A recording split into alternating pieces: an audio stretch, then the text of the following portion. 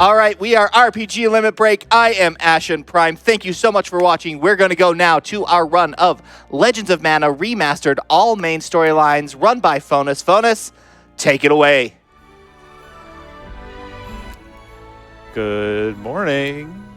Yeah. Welcome to Legend of Mana. Real fast, I just got to get some of these incentives going before we start the run. Can I figure out which soundtrack we're using? Absolutely. I guess I should have pressed the refresh button a little bit quicker. But the first one to choose the soundtrack, we will be using the Remastered soundtrack. Beautiful. Thank you, everyone who donated for that. Okay, and then we're playing English. Are we using the male or female hero? We will be using the female hero. Okay. With hair sticks like that, We're you can't fail. We're going to start with a hammer. And do we have our name? You know, we have a tie for the name.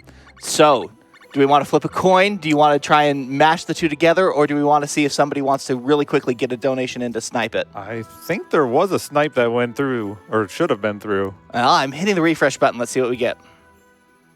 But we're not seeing it. I haven't seen it yet. Huh. Uh-oh. Figured out. So since that's Forcing the refresh. not showing up, I guess we will just combine the two. Why not? All right, so our top two are, as has been popular throughout the week, Larpus and Menomina. Okay. We'll do all caps. I'll do Larpus Mana. And that'll fit perfectly. Easy. Wonderful. Larpus Mana. All right, so time will start when I confirm my map selection, and then we'll have a couple minutes to introduce everyone. So I'm ready if you're ready. That's a good map right there. Big fan of that I think it map. should be one up. I Good? think we're ready. All right, 3, used to be. 2, 1, go. Good luck. Okay, I'll let my couch go ahead and introduce themselves while I do this. I'm mechalink, he, Annie, and I've run this before. Oh God, that skip is so nice. And I'm known for routing some of the longer categories, historically. But yeah, I run bad games. Eller? This isn't one of them. I'm Ellervated, and I have used to speedrun Legend of Mana. Big fan of the game, and just glad to be here. Thanks for having me, Phonis. I'm Blame Shark, and Phonis convinced me to run the game with him a couple times when he first started running it, and I've beaten all events one single time, and it was last week, so this is going to be a little bit of a question mark for me. All stories. Or all stories, my bad. And no, I told you we should do all events, man. coward.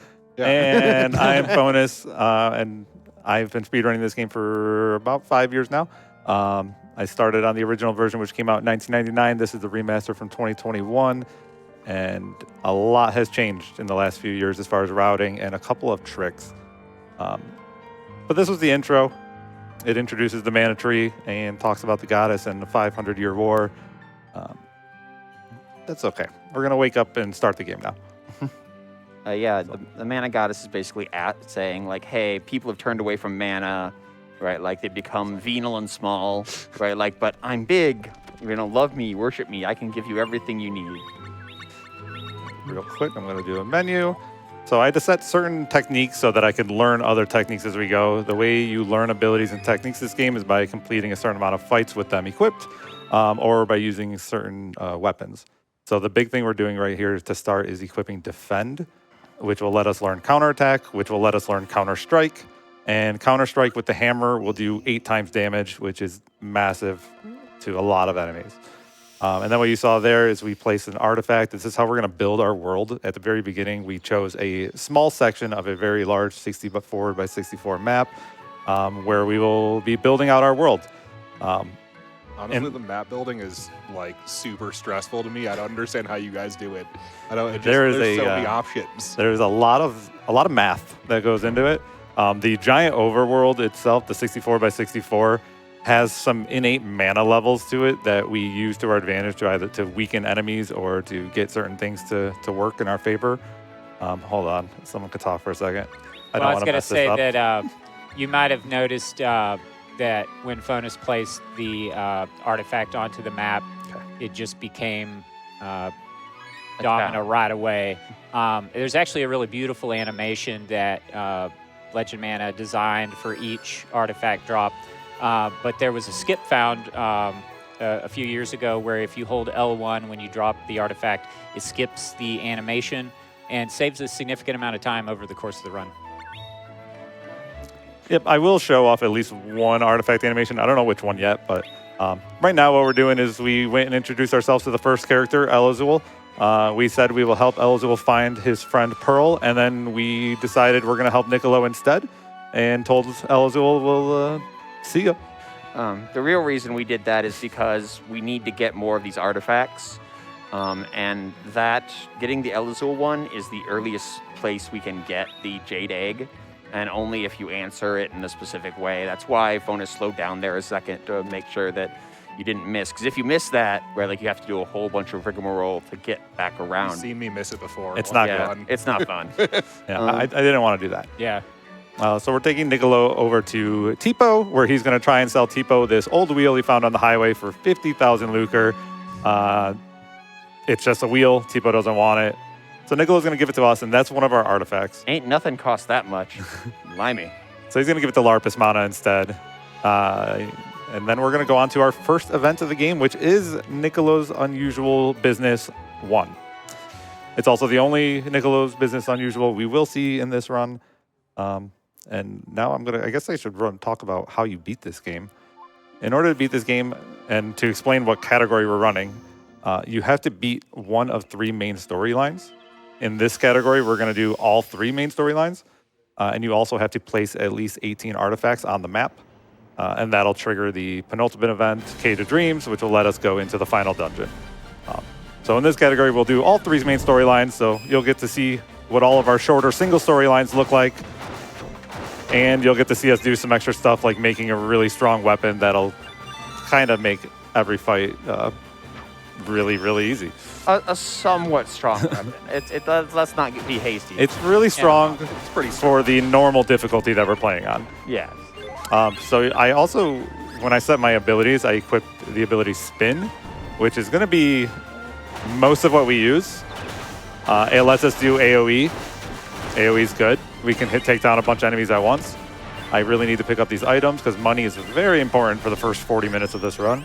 We got a clear feather. Nice. Beautiful. We're rich. We're good. Nice. We're already good. Golden. Hi, Dana. Bye, Dana. Hi, Dana. Bye, Dana. I'm going to use what is called a special technique. We will refer to these as STs from now on. This is the only one you'll see in the game. There are 191 of them, though. What? Lamo. So, and we're going to see one. Oh, over 10 for each weapon. Off Lapras. No. Or Larpus, my bad. Oh, no. You see after every fight that items or candy or experience crystals and money will drop. You do have to pick all of them up or wait for them to despawn before you can move on with the fight. The item bags and candy will despawn quicker, so depending on where things drop, we might kind of just let them go. It'll speed things along. Also, if you pick up an experience crystal and level up, and it's like your last crystal, it makes you wait longer to finish a fight, so that's suboptimal. Yeah. So we hope to avoid that. We got a lot of items. We should be able to keep a seed. I don't think we can do poverty skip. There is a dialogue skip we can do here in a little bit if we get enough money and synchro with Niccolo. Yeah, usually you have to get like a Chobin hood to explode into money off Niccolo, right, to get poverty skip. Or just less item drops, and then synchro, it's fine. Synchro. So I mentioned the word synchro. We're not going to use it too much in this. What am I doing? What are you doing? What is it? Me running? Yeah. What's going on? This is the legendary Mantis Ant. Looks a bit different than you might have seen him in the 16-bit era. Why can't I power cancel? I don't know. Something's wrong. No, something with the trigger. That's not good. Is it because were you trying to cancel with the button you have Lamo on? No. And that actually works. Yeah, that does Still gonna work. honk. I can't uppercut cancel. My plunges aren't working. Uh-oh.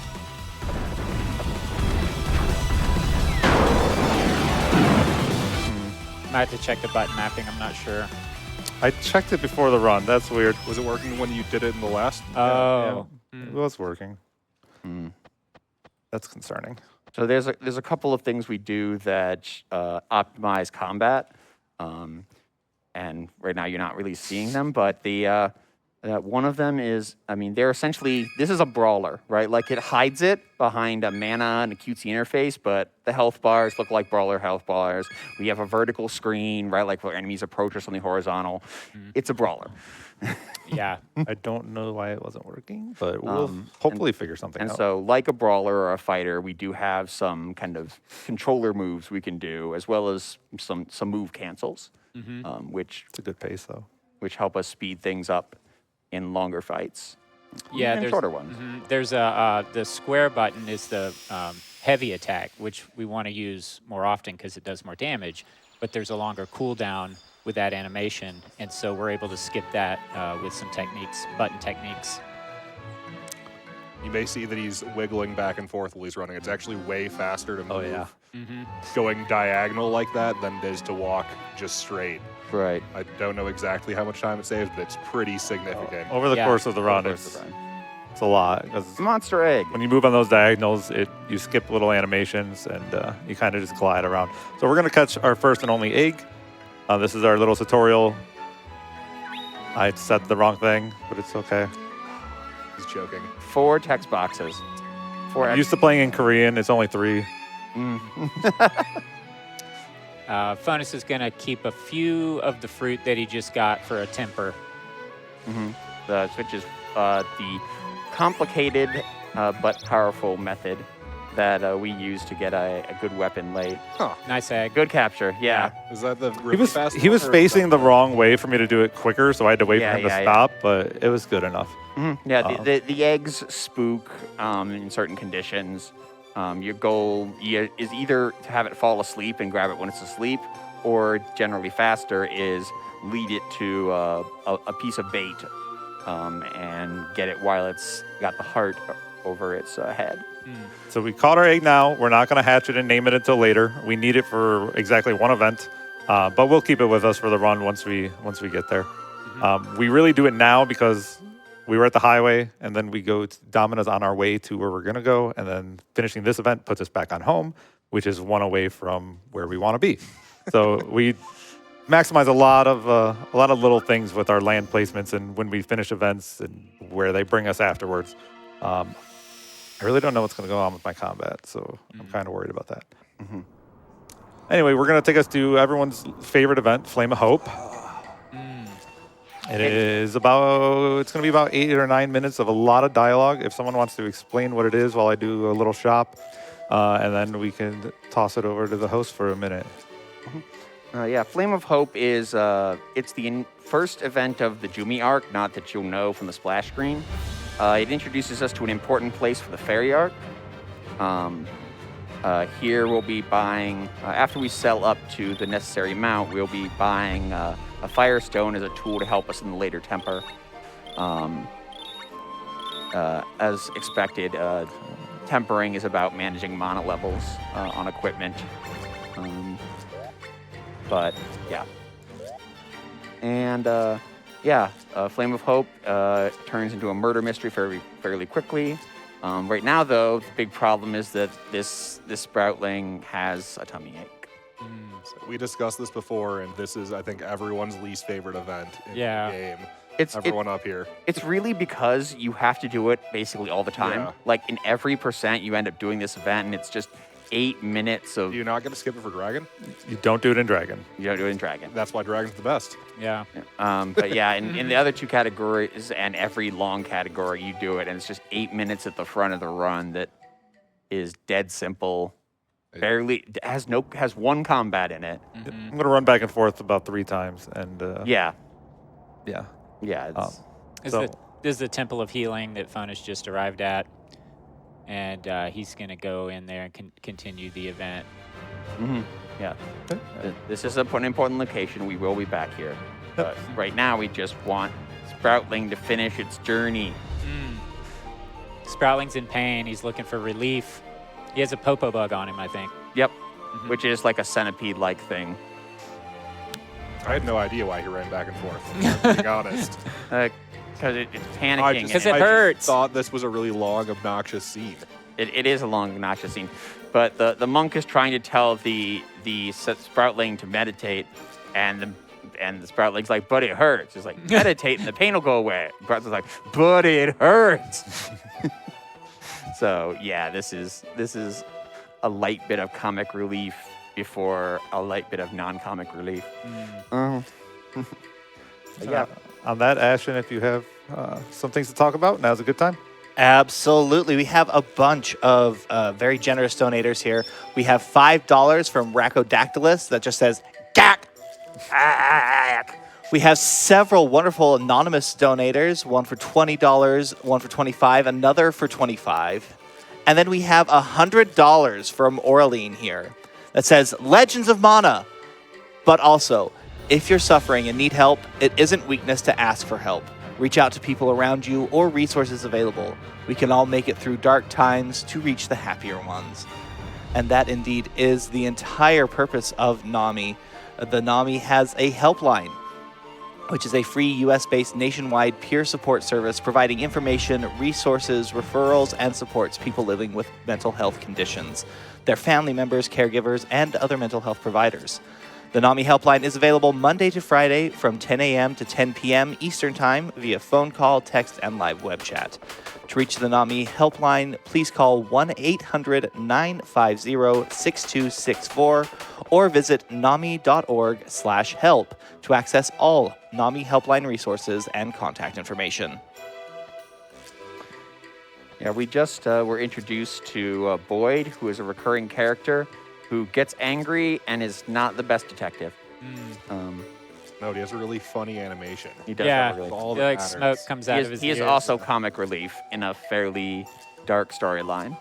In several dark storylines. Yes, but especially this one.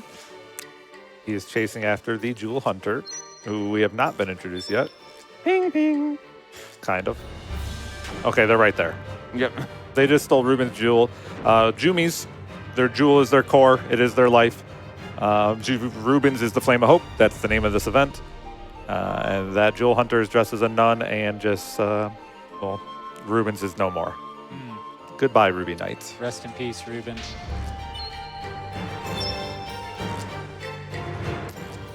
So we're going to continue to mash some dialogue here, and we'll just listen to this music for a little bit, I think. Yeah, Boyd's gonna try to get ask us for our help in finding Sandra. After he accuses us of being the murderer. True.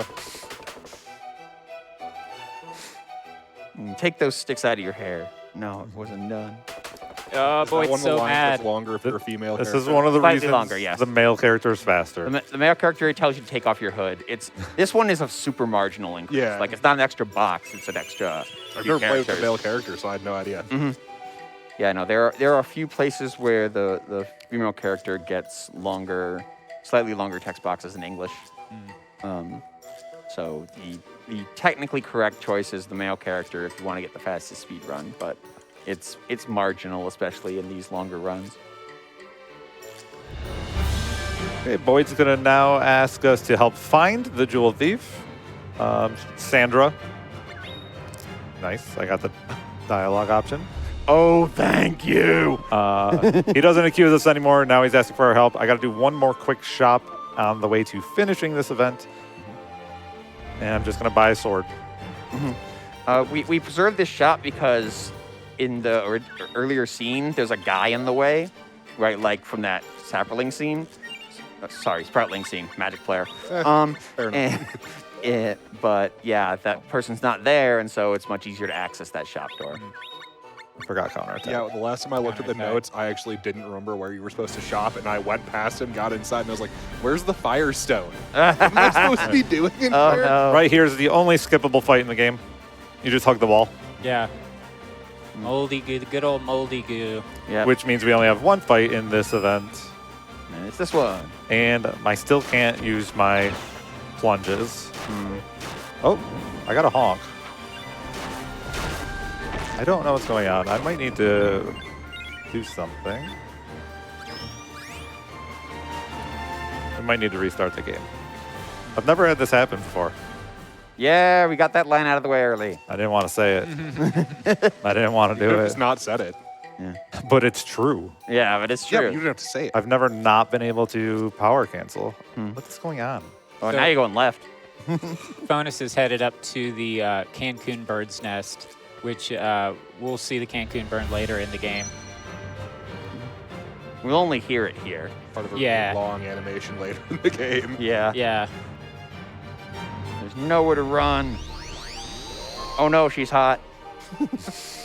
I wish you could fly around on the On the Cancun Cancun bird, bird. kind of like you can in Secret of Mana and stuff. I just wish you could skip that animation. Yeah. Yeah. It's like 25 seconds. Yeah, you Definitely don't get a want to fly it. PB.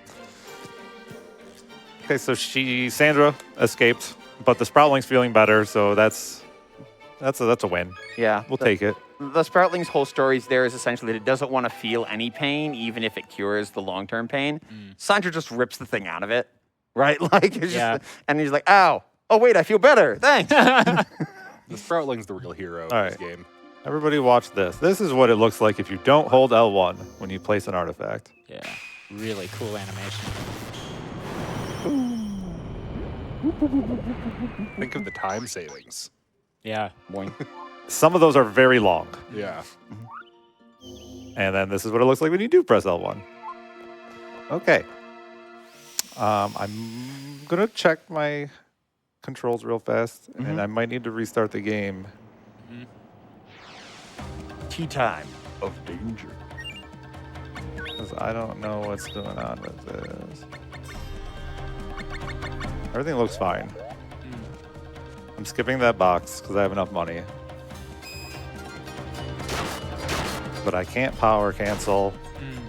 So, That's Yeah. frustrating. yeah. It's okay. You just spin for like 90% of the game. Yeah. But the boss is good. The boss but at yeah, tea time is going to be brutal. Yeah, I you definitely really need to it. be able to do this. Yeah. I mean, you can save anywhere in the remaster. So we're gonna do these fights very not normally, so because I can't do my power cancel. And then at the next room, if it's okay, I'm gonna close the game and relaunch it.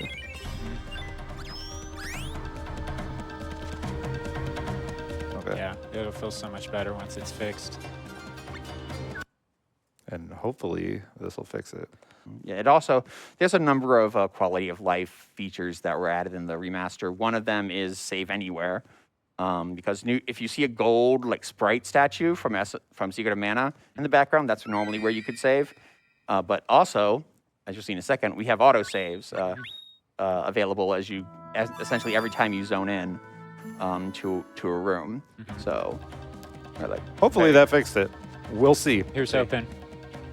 Maybe I need to unplug my controller and plug it back in. We're grabbing this chest. This is going to be useful for a forge later that we briefly mentioned earlier.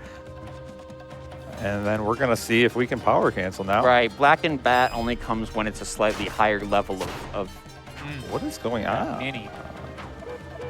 I can do it with quick attacks. you can't do much of anything. I can do it with a quick attack, which is useless. This is really weird.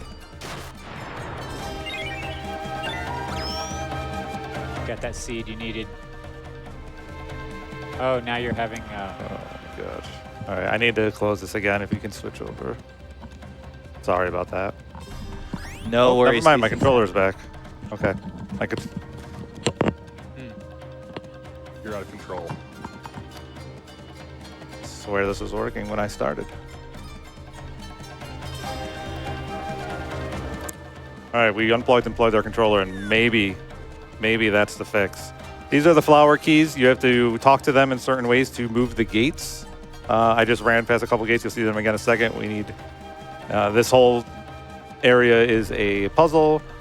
We're doing this event called Tea Time of Danger, which we actually need to do to unlock this land. Unlocking it means we can do other events here. A lot of lands have like a preliminary event that you have to complete before you can do some of the main story events. So, and for this case, it's ferry. There's a ferry event that takes place here. So if we don't do this first, we will never be able to do that ferry event. It also lets us place other artifacts next to it. If you don't complete an event somewhere, you cannot place an artifact next to it, except unless it's a town. Unless it's a town. This guy activates psychokinesis, and then we're gonna go into and move these gates one more time, and then hopefully be able to power cancel when we get to the boss. So the flowerlings here, they kind of act as keys to the doors, and depending on how you move them, you're going to open these doors, open or close. And those flowerlings right there always get in your way, but if you hold L1 to walk and kind of wiggle, you can clip through them. Oh, I forgot you had to walk when you do that. So I got that one pretty quickly. All right, I can't power cancel. I guess we're just not power canceling in this run, and I don't know what that's going to mean for us.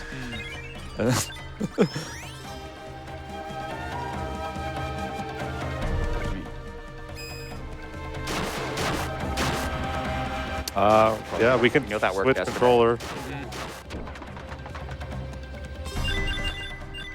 That worked yesterday on my computer, so. Yeah, we can try it. All right, we're going to give them just a second to test this. In the meantime, I'm going to take over here, and I want to let you know that there are some really cool extra incentives and fights that'll be happening or coming up during this run that still need to get some donations in to get met. We have Fighting Deathbringer 2, which is currently at $260 out of the 1,000 to meet that incentive. We have Save Dina during the Star-Crossed Lover Scene. That is at $295 out of 1,000. And we have Take Lady Black Pearl to the Bejeweled something or other. This thing is short. There it is. Take Lady Black Pearl to the Bejeweled City. That is currently sitting at $200 out of $500. So if you are interested in seeing any of those special incentives, some special fights, special events, please go ahead and get your donations in for those. The first one, we have the Deathbringer fight. We only have a little bit of time left before that one will have to be met, or we'll have to, unfortunately, skip that. So go ahead and get your donations in. Any donation is good. If you can only donate $1, that's very fine. We can start a $1 donation train. That would be amazing. If we start a $1 donation train, everybody get their donations in to these amazing incentives for this game. Or if you can do $2, that's also great. $5, $10, and whatever you can give. We really appreciate all of the donations, of course. Go directly to NAMI, the National Alliance on Mental Illness. That's because we here at RPG Limit Breaks proudly support the National Alliance on Mental Illness to get involved in the fight against the negative stigmas around mental illness. Please reach out to NAMI via their state-level organizations. Or you can find them on Facebook, where they can be found as NAMI, N-A-M-I, or on Instagram as X as @NAMICommunicate. Remember, it's not a weakness to need help. Please reach out if you feel like you need it.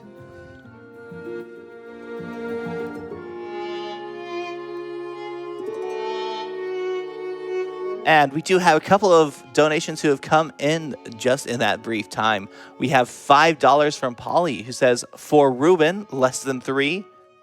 And we have $25 from Micah. Thank you both so much for your donations.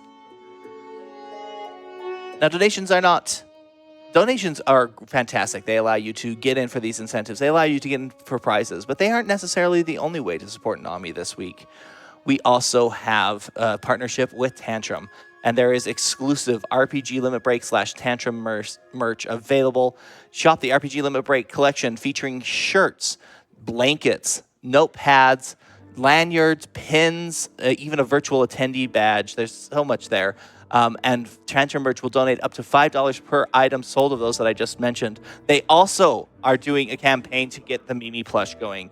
The Mimi plush is absolutely adorable. It is 1 cubic foot. I had to measure this yesterday.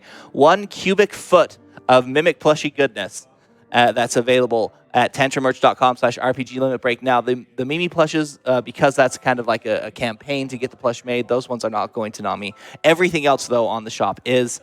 But we do have to have a minimum orders that have to be met for that NAMI plush to happen. So we want to very much encourage everybody that's interested in a cute little Mimic plush to go ahead and get into that.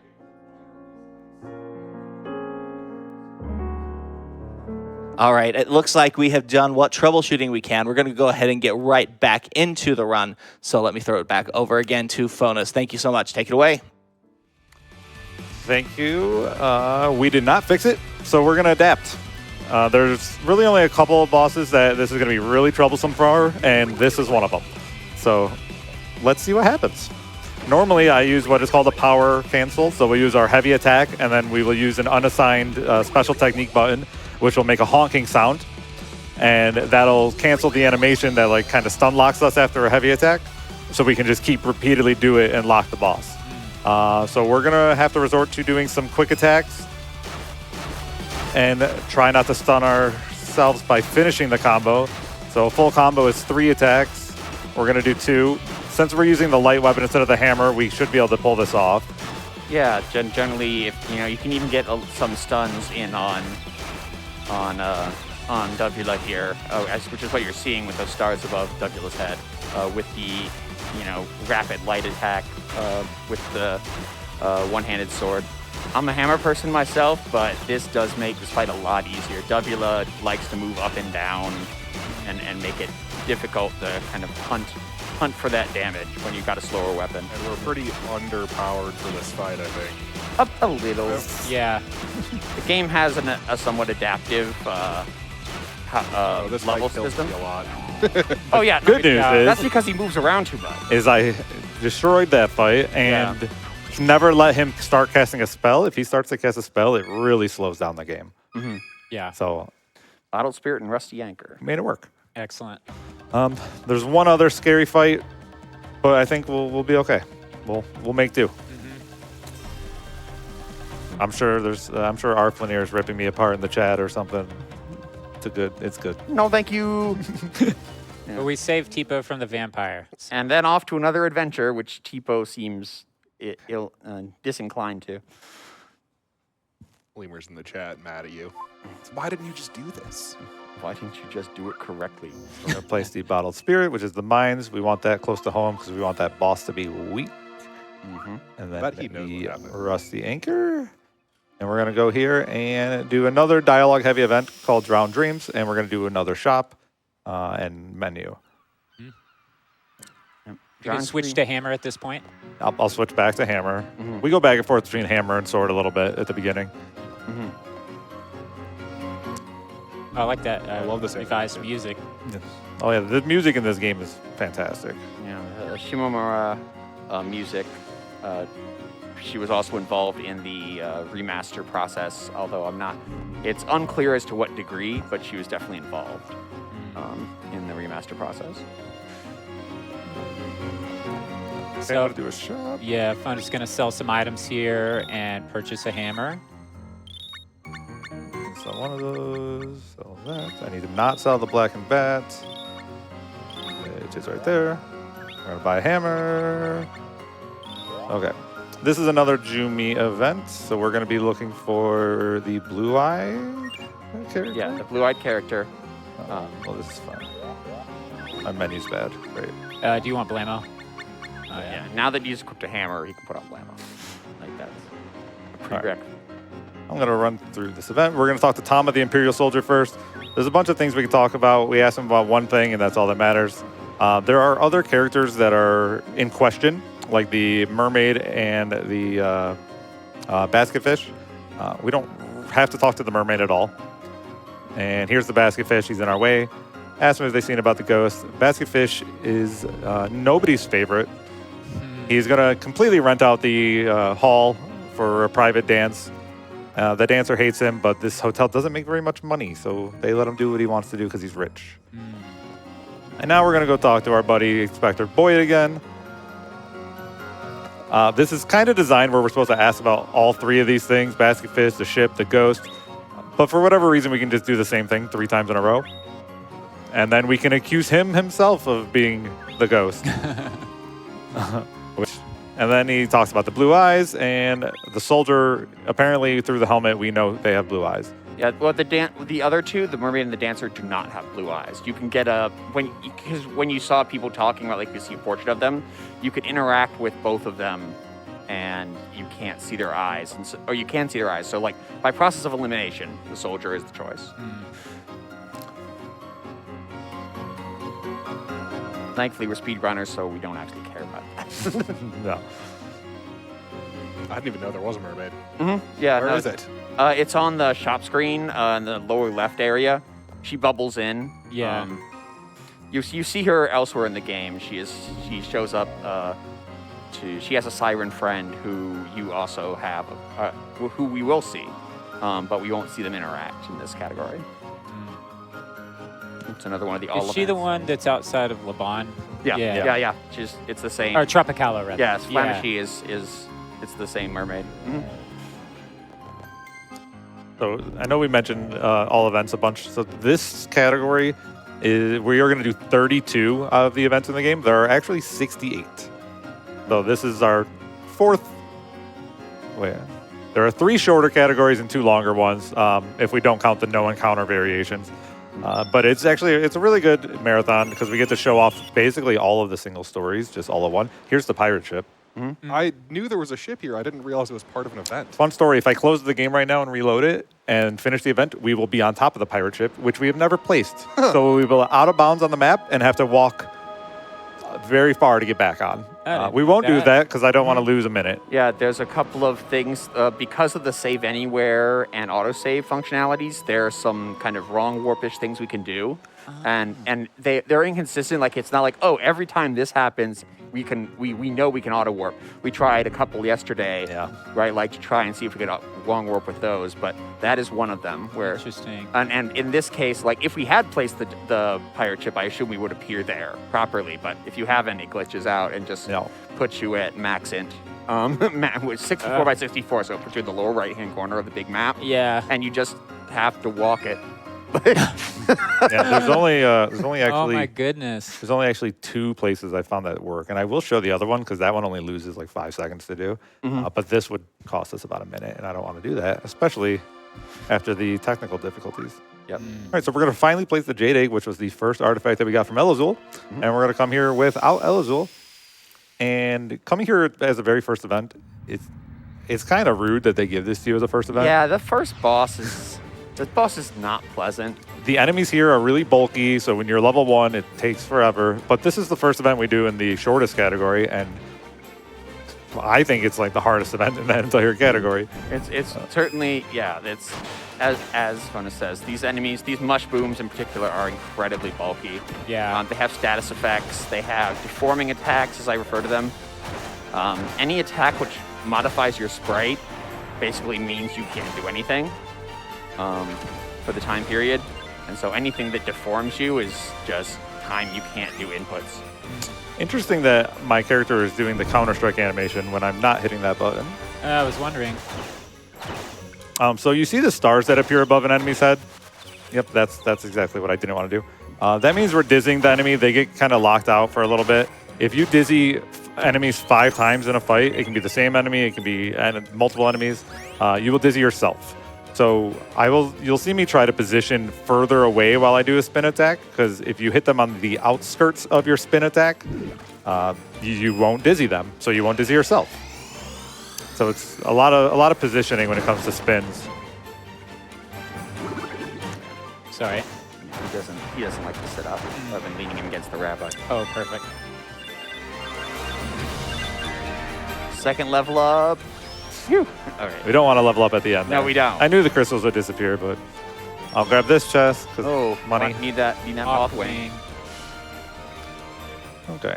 This boss is definitely, for a speedrunner, it definitely requires a certain thing, and not having the power cancel will kind of suck you. Yeah, I don't love that I can't power cancel here, but Yes. We do have I counter can attacks, Counter-Strike right? cancel. Yeah, we have. The Counter-Strike cancel worked. Yeah. Actually, in other categories, Counter-Strike works really well for this I'm battle. just short of having an ST. So normally when a boss does an ST, you want an ST as well because it gives you iframes. But I was just short of having my ST ready. That's that colorful bar underneath my health. Right, those spins there were meant to prevent Doink from going into, say, another ST. Yeah, the bosses we do want to dizzy because we can skip their ST that they're about to do. So if you know a boss's general pattern, you can usually time it and get away with doing a 0 ST. But not being able to power cancel makes things a little difficult. But we adapt. We're good. Oh, you're all right? You saw there I that did the wrong option. That's fine. It's just a little slower. Yeah. Yeah, the core is kind of making a noise there. I think when Jumi are around each other, they can sense each other's core. To some degree, yeah. not completely, because as we see, right, like Sandra surprises Rubens, right? So it's not a gimme, but it's definitely, and these two are bonded guardian. Yeah, they're a bonded pair. But yeah, I prefer when we say who's Elazul, because Elazul introduces himself in the very first scene we see him in, and then 30 minutes later, Pearl's asking after Elazul. I'm like, who's Elazul? Who's that? We had ditched him immediately. We don't know who he is. He was like, hey, yeah, come with me. No. He introduced himself before he got in the party. All right, we're gonna drop Yeah, two but more. obviously didn't care about him. You said, Oh, yeah, God, you no. can join me. Bye. He was bullying. He's bullying Rachel. Like, why? Why do we care about him? Okay, our next event's pretty fun. It's the only event that we do in every single category of the game. Mostly because it's fast and gets us artifacts. For like Dragon, we actually have to do it. It's the only way to start the Dragon arc. And money. Yeah. But for every other category other than Dragon, money is very nice. Free money. I found out the wrong way that if you do finish the event without buying correctly, they take all of your money. That's always fun. Yeah. So Monique here is a shopkeep. She sells various lamps. They're all gorgeous. Problem is she sells lamps in a city called Lumina, which is very lit up, and not a lot of people want lamps, so she's in trouble. Gilbert, who everyone loves, wants to be a hero, wants to help her sell lamps, and then makes us do it. Yeah. Because he's in love with Monique. He's our trusty centaur bard, who's got beautiful poetry.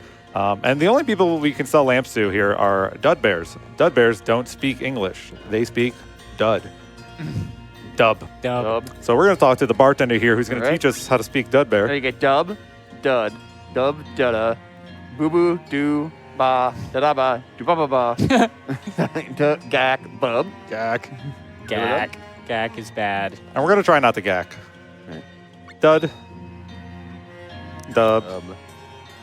Dub. Buy a lamp. Da da da da. And then this is the category where we do this a little bit differently. Because normally we come to this one last, but I need all the money for a shop that's on the other side. So we're going to dud-a-gag dud. Dubby gag boo boo dud. Boo boo dub.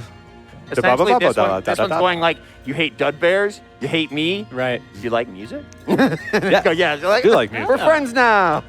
And then this one. This one's Ba ba easy. ba da da ba bub. Dub, Dubba dub, dubba? dub. This one's just having a good time. Dub. Yep, very positive.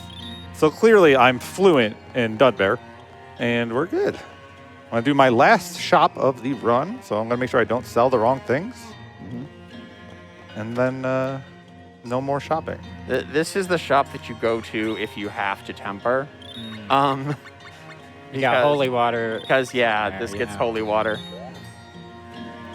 How much money do I have? 34. I need more money. Sell your sword. I'm going to unequip my hammer. Or yeah, hammer. So I want to do anyway. It makes the next menu nice. I need to pick up one last chest for my forge to get the raven feather. Yep. Yeah, but yeah, this is a screen you only really see if you're doing a late event or you're forging. Oops, I need to sell. Or you're getting Guri. Or you get Don't Guri. talk about Guri. my Hate sword. Guri. You don't like Guri? No. When I played Dragon was back when you still had Guri and he walked slowly out of all the Oh, fights. right. And it was infuriating. Mm-hmm. And so I hated Guri.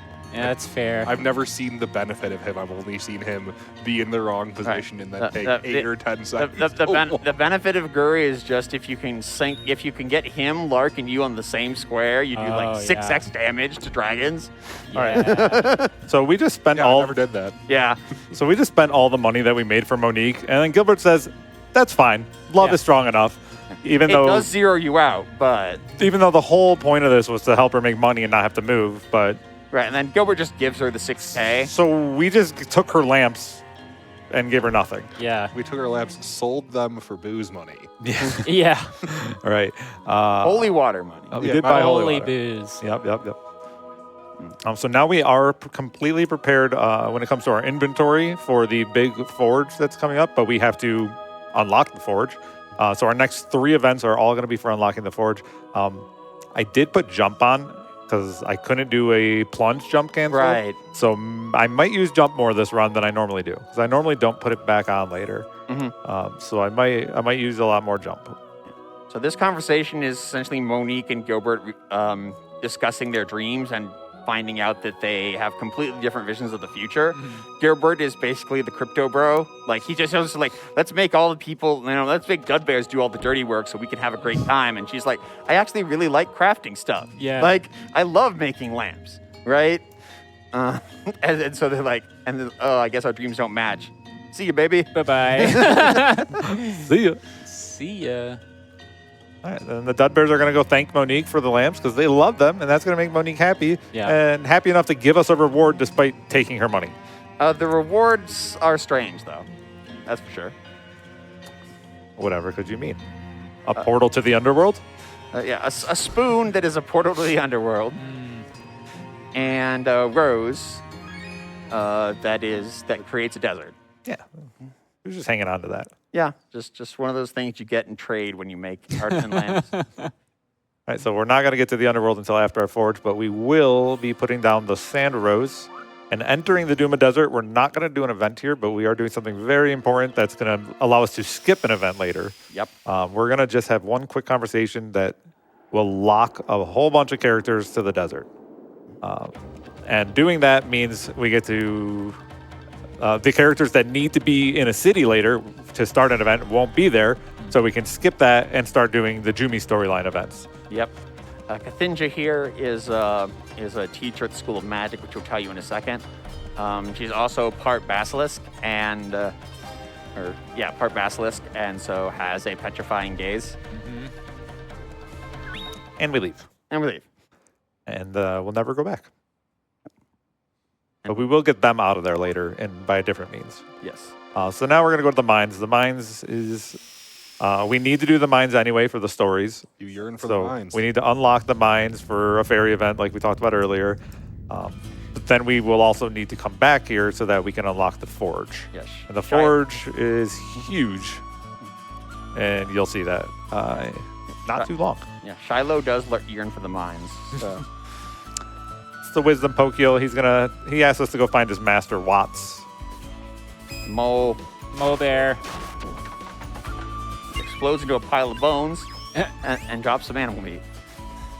It's cool. I think some of the enemies' animations change depending on what species of enemy they are. Yeah. Triple mole. What? I didn't hit jump? The ghosting machine. I don't want to make excuses, but my controller is not being friendly to me. It's fine. You're playing like me. No. You don't. No. There's one of those save points that I mentioned in the original PSX version. Those were the only places you could I save. had no idea what those were. Yeah, they're save points. And you can turn on two-player And there. you can turn on two-player there. Yes. And Wait, I why think is this they're... not a player run? Plug in because, Mecha. Maybe you can cancel. But yeah, no, there's two-player options. We don't have a leaderboard for two-player. Those are in category extension areas. But I mean, technically, it's possible to. I think the real reason we don't have that is because you could bring in a level 99 character with a 999 weapon and just have that be your main character in essence, rather than just the second player murders everything in one hit. Right. Like, Well, we would have to use NPCs in the game. yeah, you could use NPCs in the game with two-player on, But yeah, the places where you wouldn't be using an MC, you could use another player character instead, and that's where I was talking about, like, big time advantages. I'm literally never hitting the circle button, but I keep jumping. That was the first time I did it on purpose. Nice jump cancel. So I don't want to finish a lot of enemies in a way that knocks them back because their death explosion little animation doesn't trigger until they land again. So that's why I don't use jump cancels that often. Yeah. But if it's the first enemy in a fight with multiple, I can take him out with a jump cancel, position him further towards the other enemy so that their drops are all next to each other and kind of micro optimize the pickup at the end. Yep. So All right, welcome. There are two That of was this huge. fight. Oh, that was a great spin, yeah. There are two of this fight in the game, and they're both terrible. They have this same pattern where the right hand will explode after a time, doing a significant amount of damage. The left hand just tries to get you. Has a stun move, that powder-looking thing. While they're up on the roof, they can cast magic spells. Hopefully we won't see any of those resolve. We might not even see any of them start. Yeah, very frequently the fight begins with a spell that you have to just run away from. Yep. So the fact that I got that spin off and knocked both hands down really quickly was excellent. Right now my controls are reversed because he confused me. This is another fight where the power cancel is obviously the greatest thing in the world.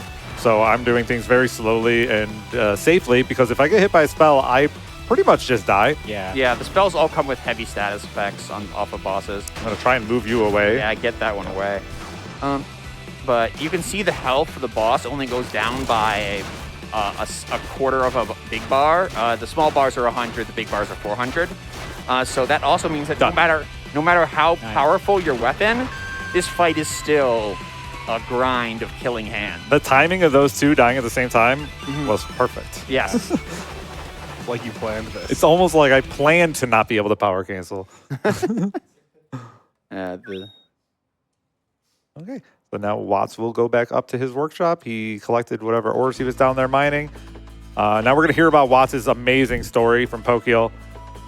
Let's see. Yep. What do you got to say, Pokiel? Let me tell you about Watts and his exploits. Watts' bravery. Oh, Watts, small body under a big helm, strikes with his hammer. Our Watts, you haven't really done that much. The end. The end. How did you beaky get? There's no story to tell. I feel personally attacked by that. I don't think I got an acid drop. I didn't see see one. I was looking when you Okay. killed them. Okay. I wasn't really. Is it just one round of slimes in that? There's Or two. I only looked at one. So we're going to go back into the mines, and now we're going to help Watts find his hammer. In exchange, he's going to build a workshop at our home, which is fantastic. And this event's very quick. That Only a sign couple wasn't. fights. That sign wasn't there before. It's a secret tool that'll help us about 2 screens from now. What sign? I don't know what you're talking about. When you enter this room, you want to be mashing X right away. Otherwise, Watts will just bounce around his room like crazy. Yeah. And then you got to catch him. Yeah, we Yeah, I saw. had no idea what that meant in your notes. He always- I was looking and I was like, how do I talk with But he always starts right at the there. door. Dudbear This is the Express. Dudbear Express. It's going to bring us down to the bottom of the mines, which, huh. The hammer's There's right Watts' here. hammer, which was actually hidden behind, what's his name? Putty. Putty. Hammer gone. See you. All right. Grave dirt. Grave dirt. Okay, good. I don't want items. I know. You especially don't want grave dirt because it gets in the way of yours. I don't want... this guy can drop a weapon. I don't want it. That also messes up my menus. Okay, we're good. And now we run our way back out of the mines. Yeah, grave dirt there out of those guys just is my you just ruined my menu call. Speaking of weapon drops, they still do Levantine for Dragon? We sure do. Yeah. I'm so sorry. Yeah. I know my dragon run just got beat, so now I have to grind RNG again. It's very sad. Just get good at RNG. Oh. It takes practice. Good. I never considered getting good at RNG. Oh yeah, no, it takes practice, commitment, blood sacrifice. Yeah. I was so excited because I got Levantine in the drop in all stories. Yeah, And I was like, I got Levo. It it's doesn't matter. always funny when you get it in the longer category where it doesn't matter. It's just Yeah. like first time Levantine, easy. So we're going to go ahead and mash again so he doesn't run away. That's Yep. my hammer. Thank you. Well, actually, it's not even thank you. It's just like, give it back. Yeah. You must have stolen it, thief. You youngsters. And then he's like, oh, yeah, I asked you to go find it. I forgot. Oh, yeah. He's got a bit of a senility issue. That's okay. So Phonis is now going to head back home and I believe do the smithy tutorial. I'm going to do the smithing tutorial. I will need to cut off the pet name incentive at the end of my forge. That's going to happen after that. So there's only a few minutes left to snipe that. Okay.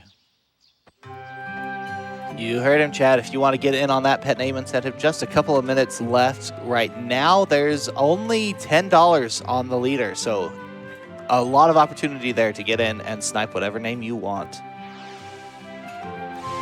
All right, this event is just a tutorial. I just have to ask him every question, and he's going to tell me to strike it 1,000,000 times, and then he's going to say, you don't really have to do that. And that's what the next 90 seconds is. So if you have any more announcements you want to make, go for it. Absolutely. In addition to the pet name, we are still looking to fight Deathbringer 2. That is still at about $285 out of the $1,000 that incentive is looking for. That will also be coming up pretty quickly, as I understand it. And then later into the run, we do have the Save Dina Dinah? Dana. Wow, I'm very bad at names. Save Dana during the Star-Crossed Lovers event. That's at $305 out of the $1,000. And even later on, we have Take Lady Black Pearl to the Bejeweled City, which is currently sitting at $200 out of $500 available. So if you want to get in for any of those donation incentives, please go to rpglimit.com/donate. Get your donations in. Like these $19 from Kamu here, who says, hey, I'm an odd DHD adult here, throwing a bit towards mental health for others. NAMI does great things for anyone needing the resources or help. TYVM for fundraising for a great nonprofit. Also, tell Alfina and Lo-Fi Ashley I say hi and good luck today. Okay. This Forge, I'm going to make sure I don't make mistakes, so I'm just going to kind of be quiet and we can listen to that music again. Yeah. So forging is a actually incredibly complicated system. So much so that in Japan they had an Ultimania that basically explained it all, and in the U.S. we never got that. So back in the long ago, we were, me included, trying to figure it out from just like base principles. It was difficult. I still have no idea how the forging works. Me neither. There is a really cool app or tool that they did make. Yeah, we've come around to, we have a couple of web apps now that let you simulate forging completely, which is a much easier way to do this. So, let me look at your forge recipe real quick and I can explain it. Okay, so first we push in seeds. So the big thing about forging is elemental levels, energy, and cards, right? So you can see these cards appear, right, as we temper things in, right? Like those cards have effects on what you can raise. And then each item has a certain amount of energy it has that can be applied based on the cards that are on it. So if you have a Dryad card on there and you have some energy, it'll try to raise your Dryad level, right? And if there's enough energy to do so, it will, right? Like if you have Dryad and Flame, it'll try to raise them both if you have the energy, right? And so here we're raising some levels, and these levels actually add attack power directly, right? Like every extra elemental level is worth, some number of attack points. On the weapon base, right? Like, and then after you've done all of that elemental stuff, crammed as much elements on it as you can, as a speed run, as much as you can find, right? Like you finish it off with these cleric cards, each of which boosts the good attack stat. Each weapon, there are 4 weapon attack stats. Don't worry about it. But this boosts the good attack stat for hammers and by 50% and cuts the bad one in half. But since the bad one has no points in it and the good one has a ton of points in it, because that hammer is very heavily weighted, you get this very high-powered thing. Like you'll see it, where like this hammer's base power is something in like the 25 to 30 range, right? It comes out much higher than that due to this work, right? Yeah, you finished with 4 holy waters. So we're going to go from a 25 power weapon to 148 power. Nice. That didn't even take very long. No. Big upgrade. I do need the pet's name. All right, let me give that one last refresh. Make sure nothing's come in to snipe it. And it looks like our pet's name will be Hromp. Hromp. Shout out H-R-O-M-P. Shout out to Yawgmoth. Yeah. M. Oh, I can rename it. Yeah. That was an N, not an M. My bad. 1 second. I forgot to take him with me. Yeah, you should do that. I need to take him with me. You need the rabbit. Rabbite friend. Hromp with an M. Hromp. Like eating, like the sound you make when a rabbite eats a fruit. It's the sound you make when you get a big burger chomp. Right. I fixed it. All right. Free bonus name there. Yeah, if what you really wanted out of the naming incentive was the menuing, we got you. I showed you 2 different ways to name the pet. Yes. All right, we're going to finally begin the Dragon storyline, which is the first storyline we will finish. And now we're really strong. Yep. So we're going to show you the power of I already forgot what power, 148 power hammer in comparison to a 25 power sword. Yep. Things are going to be different. A useful norming thing is that the best weapons you can buy in the game are in the 45 to 50 power range. Like, you know, if you just play through the game and buy stuff from shops. So we are well beyond the best weapons that are available in the game. The drops are really no better. Yeah, in the terms strongest of power. drop is, I think, only 62.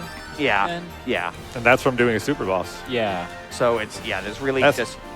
Deathbringer 2, if you want to see us get a mediocre weapon from Saga Frontier 2. Yes, it's a Yeah. Saga Frontier 2 tie-in. Yes. You got to get your donations in for that. Yep, that's coming up quick. Yeah, that'll close after Lucky Clover, so we got a little bit of time. Yeah. Yeah, we can always go back to it. The one Lucky thing I Clover wish- is the last Mm-hmm. event. After that, we won't be able to go back. Mm-hmm. And I want to do it after Lucky Clover anyway to keep my day cycle. Yeah, that tracks. Fun fact, you can not bring Luke with you. That's who Lark. Lark with you, and you can get all the way to the bottom and realize that you can't go any further and have to climb all the way back out, Yep. which is what I did last time.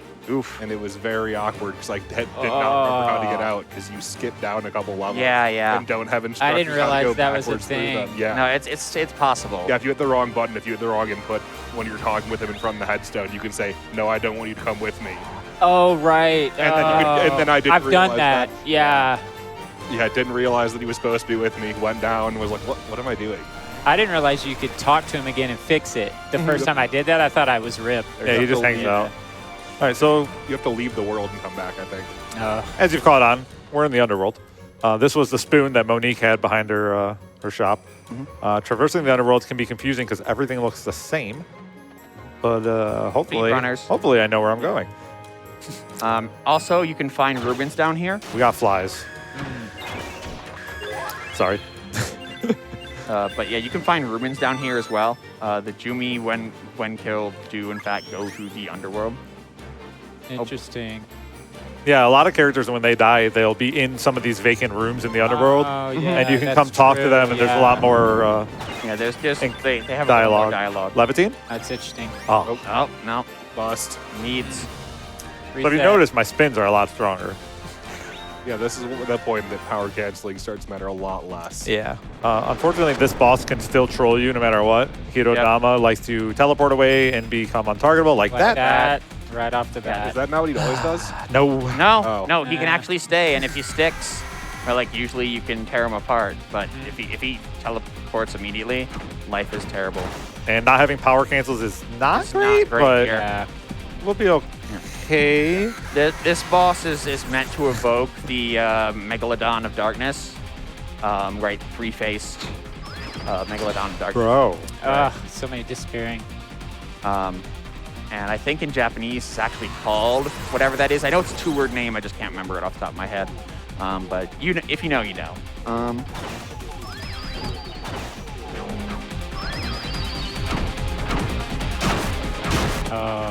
Yeah, that is not the only reference to another mana game around. Nightmare Hirodama. Yeah, this right is here. a pretty bad Hidodama, but Bullying your rabbi. Hopefully is- you can avoid that really horrible SP. This one? Oh, this one. This one right here. Thank you. Oh. Anyway, Lark is asking us to help his master Draconis do some evil stuff. And that's why we're here. All right, finally. Got there. So that boss can either be really fast or that. So you're gonna reset now when we're Yeah, over? I think I'm going to reset. Is everyone cool with the reset? if this was We're only Dragon, now, maybe. right? No? I don't think he can make that up. Can't make that up on the back end, no matter how good the fight goes. All right, here is Draconis. He's going to invite us to help him. He has a really cool mustache. He wants us to help him defeat the 3 dragons and take their crystal's power so that he can rule once again. It's a very straightforward, standard arc. Help the bad guy do bad things. And I think there isn't an option to reject, right? Like, There is. If No, you, there if you is. reject What I it, mean you is- just stand here and you can't do anything. You can't go anywhere. Oh, right. He So- traps you in the underworld if you yeah, reject him. that's what I figured. Yeah, That's the whole thing. Like You get the option to change your mind, or you just Yeah, you got to go talk to him again Yeah. and be like, okay, I'd rather not stay in the underworld. I guess I'll help you. But then he lets you out, and you can just not. right. You can just not continue with any of the The stuff. dragon story. Yeah. But we are going to continue People with the would do dragon that? story. Lie, lie in a video game. Yeah, we are going to continue with the dragon story. We're going to do pretty much all of it right back to back because we need Lark with us for most of these, except for the last one. And if you drop him off, you have to go pick him back up at the underworld, which is really slow. So we're going to move on to the Guardian of the Winds, which is at Norn Peaks, where we are going to encounter Lark's sister, Sierra, another dragoon. Spoilers. No. The encounter is that, There she is. but that he's her sister is a reveal later. Okay. Oh, they look so similar then. They're the only two dragoons. They must be related. She's going to try to thwart our evil plans. They're You the know? only two like dog people that are Yeah. like actual people. Look, Yeah. I'm gonna be honest, I'd rather be evil than do Jumi, so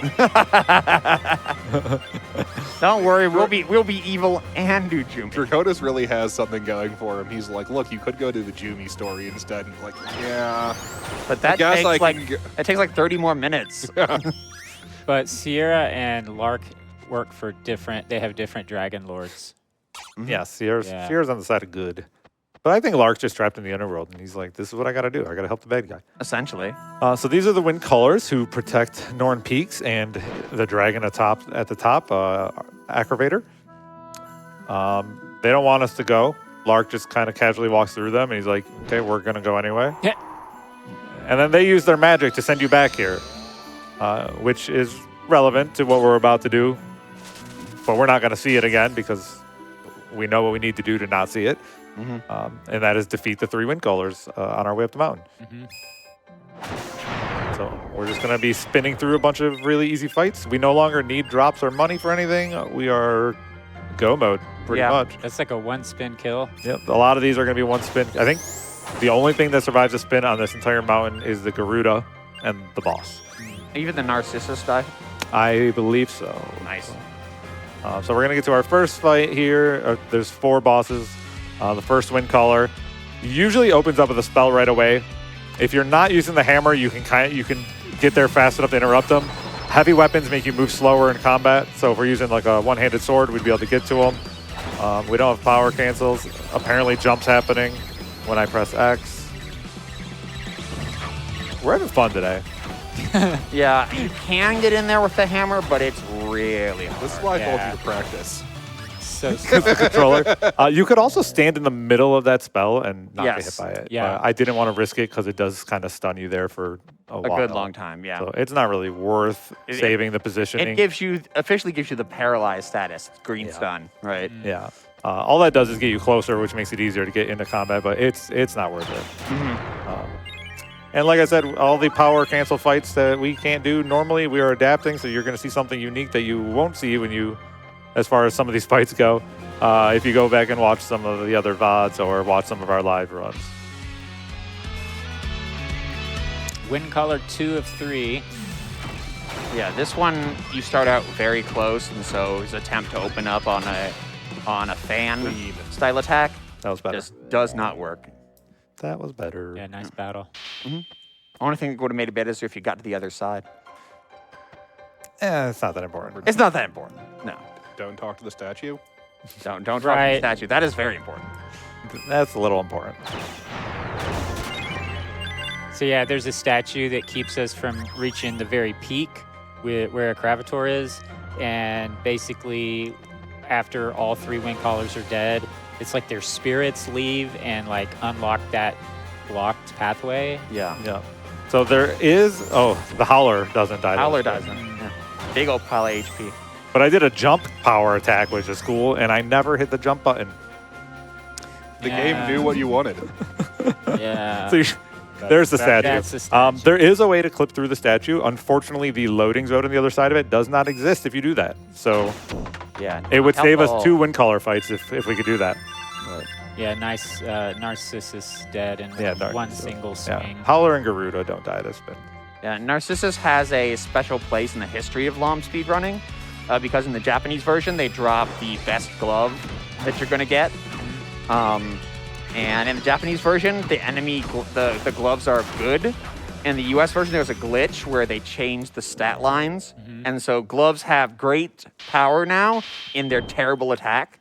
And so gloves are just trash now, right? So it was never a thing in US long speed running, but the spiral claw, right, like was always there it is. There it is. Definitely. Was Very nice. always a thing in the Japanese runs because it was it's a fast weapon. It's a glove. Is Yeah. it not a thing in this? It can't be. Spiral Claw is yeah. useful for one fight. The one. The Count Dovula. Yeah, Dovula, right? Yeah, that's That- why I was wondering. Is 'cause I that- thought that- I saw it in the notes. You can, if you get the drop, you can use against Dovula, but in Japanese, right, like the power level's more like 30 or 40, right? Like as opposed to like the tens that we get in here, like Yeah. teens, right? Like, and that's just like, imagine getting that drop that early, right? Like that'd just be huge, right? Like in any of the normal categories, right, where you don't temper.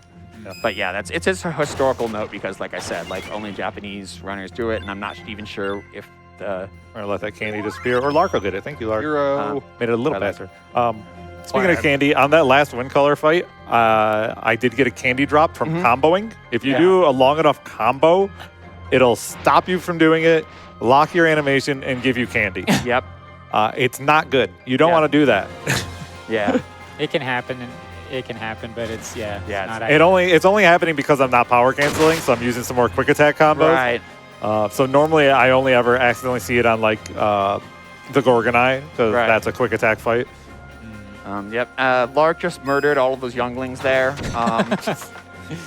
I like his line there in both the original translation and this one. Your lives must not mean much to your master, but they mean even less to me. ouch. And then he cuts them all down and tells you that like life is for the strong or whatever. Yeah. I wonder if there's a key on this keyboard that's stuck. Ah, Yeah, I could see that. interesting. That might be my problem. Yeah, a dual input problem. Yeah. Is number lock on? I just realized that's the thing. There's keyboard controls. Yeah, there are keyboard controls. Nice, very nice. Oh, very nice. Grab for battle. You what we were practiced. supposed to do, You right? practiced that one a little bit. I fought a lot of aggravators in my day for the old platinum % route. Is it not in the new platinum % route? No, we don't. Not well. We used to fight aggravator like 6 for an hour, Oh, Yeah. 90 minutes. for like experience. Yeah, but not anymore. I've rerouted. I've gotten rid of aggravator in Dragon, and he just turned off the keyboard, I think. Okay. Yeah, I got rid of aggravator in the platinum % route. That route is my baby, but that's not what we're here to talk about. Yep. If you like long runs, look into our Oh, yeah. all events and platinum runs. They're the best runs. Yeah, They're great. Yeah, me and Ellervated are longtime all events runners. Before we had the re-release, we didn't have a platinum %. With the re-release came achievements, which means that we have a true platinum %. Which is super fun and super optimized and awesome. Here we are going to unlock a land for the Dragon storyline. We have to do the field trip. The field trip normally they're asking you to gather a few ingredients for their class. I hate this one. Normally you go in here, you gather ingredients, and no matter what you do, they don't work. So if you just leave, we get to skip a very long cutscene with their teacher showing up, telling you what you actually need to do. But we know what to do, and we can skip that cutscene. We're going to talk to these three. Bing, bang, boom. Star sparkles, silver mushrooms, and whatever the first one gave us. And voila. We got the ingredients they need to make And- Trigon. And we make magical wizard speed, I guess. Magical wizard caffeine. That's the field trip, a really nice short event. And now we're going to go on to Ghost of Nemesis, which is the only reason we need a pet in this game. This requires you to have 3 party members, so we need a pet or a golem, just so they can walk into a trapdoor and ruin our day. Yep. Notably, you can only have one normal NPC, so like you can't go and pick up Niccolo and have him work alongside Lark. Right. That slot is NPC only, and then your other slot is, as Phonis said, like your kind of pet only, whether it be a golem pet or an animal pet. I didn't know you get golems. Oh, yeah, it's a. After you do the first event in Geo, you can get a golem tutorial, and then yeah, golems are expensive, but actually for casual play can be incredibly powerful. They can spit out candy like all the time, right? Like if you need the healing, if you're that sort of player, or they can lay down like near ST level AoEs, Oh, right? Like if repeatedly. It just depends on how you want to build them. Or you can go for the chainsaw mode. Chainsaw Golem. Hey. Best Golem. Chainsaw golem. But yeah, there's a lot of customization you can do with those. But golems cap out pretty hard, so like Yes. on the no future difficulty, they're pretty useless. Yeah, all of the pets don't keep up with. Oh, Still can't do it. Still can't.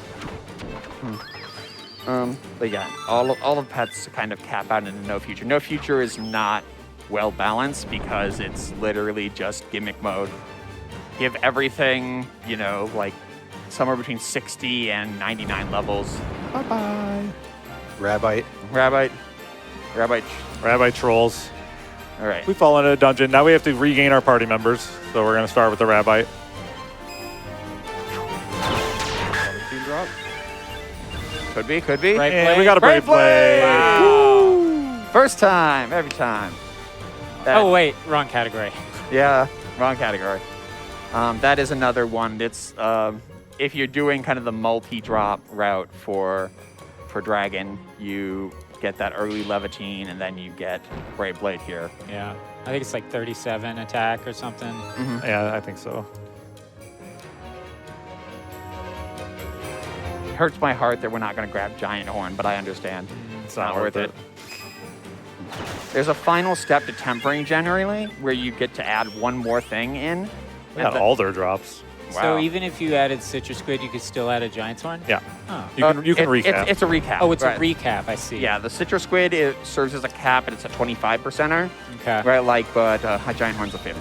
Yeah. It would bump us up another 20 or so power, but Yeah. it's just not worth it. Yeah. Yeah, it's just not worth it, and that's fine. Like I said, it just hurts my heart as one of the people that's really into tempering, but you disgust me. So this event is a boss rush. Yep, Yeah. basically. I really...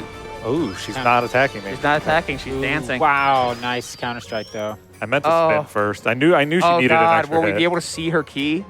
I don't need to. I know you don't need, just barely. It's a cool looking like gourd key though. Right, but Yeah. the issue is that if you're playing casually and you don't know she's supposed to drop a key, Ah, right, yes. like, and it's behind the terrain, you could just be yeah. stuck here. Yeah. Yeah, the foreground really messes with things like item drops and crystals and that key. That key is the where it's really bad. Like the game doesn't generally have like quest item drops, right? Like it's not a thing. But that key, ooh. All right, so now that we regained our party, we can go on to the next 3 fights. Yep. We'll get our first and maybe last look at Deathbringer. But if we get some more donations, then we can see an upgraded version of Deathbringer, who is probably the strongest boss in the game. But we are in normal difficulty, and we are very strong, so I will make him look weak. Yeah, no, the second Deathbringer fight has some heat for sure. Yeah. And we're currently sitting at $285 out of the $1,000 we're looking for that. How much longer do they have, do you think? Hour and a half? No, how much longer? To get the donations in. Hold on, let me do some mental math in a second. My jump cancel didn't work? Okay. Because he can So it's the come same back. boss that we have on screen now, right? Yeah. Yeah. So if you want to Back see the to it. bigger, badder version of this fight, Yeah, Lark and Rabbit were actually really helpful there, helping keep him under wraps. There's at least 25 minutes to go. Right? Before you get Looking to- Glass Tower and Lucky Clover are pretty long. So I'm going to run up and down because Rabbit is really slow if I hit that trigger. But if I run up and down, he'll catch up to me, which saves us a lot of time there. Instead of walking the Rabbite, just hop, hop, hop, Yeah. slowly to the middle. Yep. Nobody has time for that. Takes forever. I wonder what keys are the STs. 1 through 4. Is it? Yep. Yeah, no, we saw it in the configuration. Nice plan though. I had an opportunity to mess with him, so. Yeah, I'm just going to blammo that fight. that was He fast. can use an ST and make me miss, but if he doesn't, He generally doesn't. that's really quick. Yeah. He usually is a little slow on the draw for STs. But if he does, obviously you made the wrong choice. Yep. Right choice get punished. So Jajara is the only boss in this game for some reason who has a second phase. I don't know why. I don't know why the Mana Goddess doesn't. But here we are, Jajara 2. Or other than Deathbringer 2, but Yeah. that's not a like phase right after each other. Najara 2, now with statue heads. So I am going to try and stand near Lark, because Lark has a synchro ability if you're next to him that does extra damage to dragons. Yep. And I almost let him ST because I hit the wrong button. But we're good. No ST fights. Excellent. Yeah, that's good.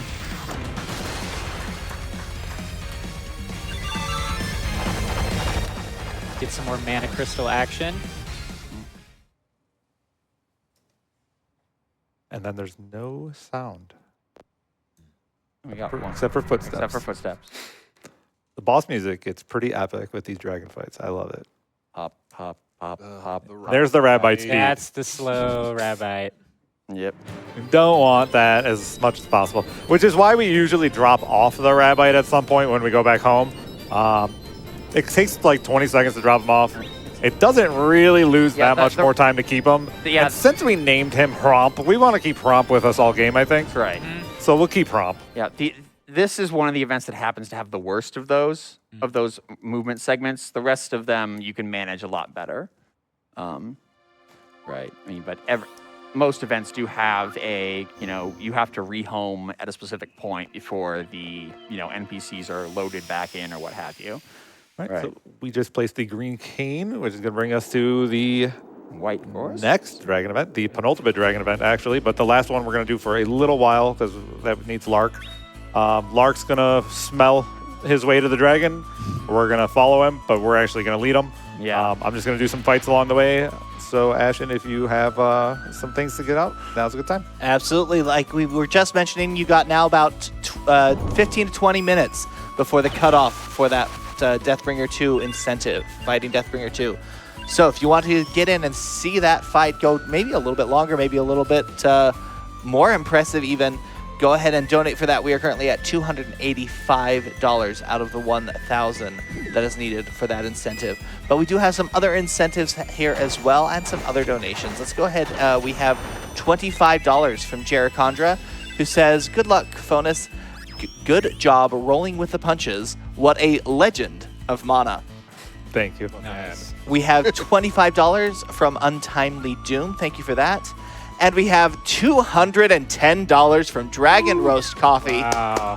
They say, "Nice job on Legend of Mana Remastered so far. We are locked in for the Dragon storyline for obvious reasons. Stay caffeinated." And they have put that $210 towards saving Dana during the Star-Crossed Lovers, bringing that up to $515 out of 1,000. People sure love saving Dana. Yeah. Oh, where's the crystal? They haven't even met the jerk half of the equation, right? Like, it's like the reason you save Dana is the other guy's a jerk. Also, Dana's a cat girl. And she's cat. Right. But, She is? She's a cat girl. yeah. I don't know. There's something like 20 pixels in her model. I have no idea. She has a tail, and she's not a monkey. I'm not in a good spot.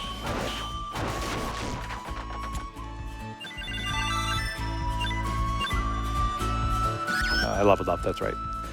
Okay, so this is going to take us to the last room. We're going to watch the scene where Lark actually leaves us before this boss fight, and he just takes the crystal and dips. Yep. We actually get our reward for the event before completing the event as well.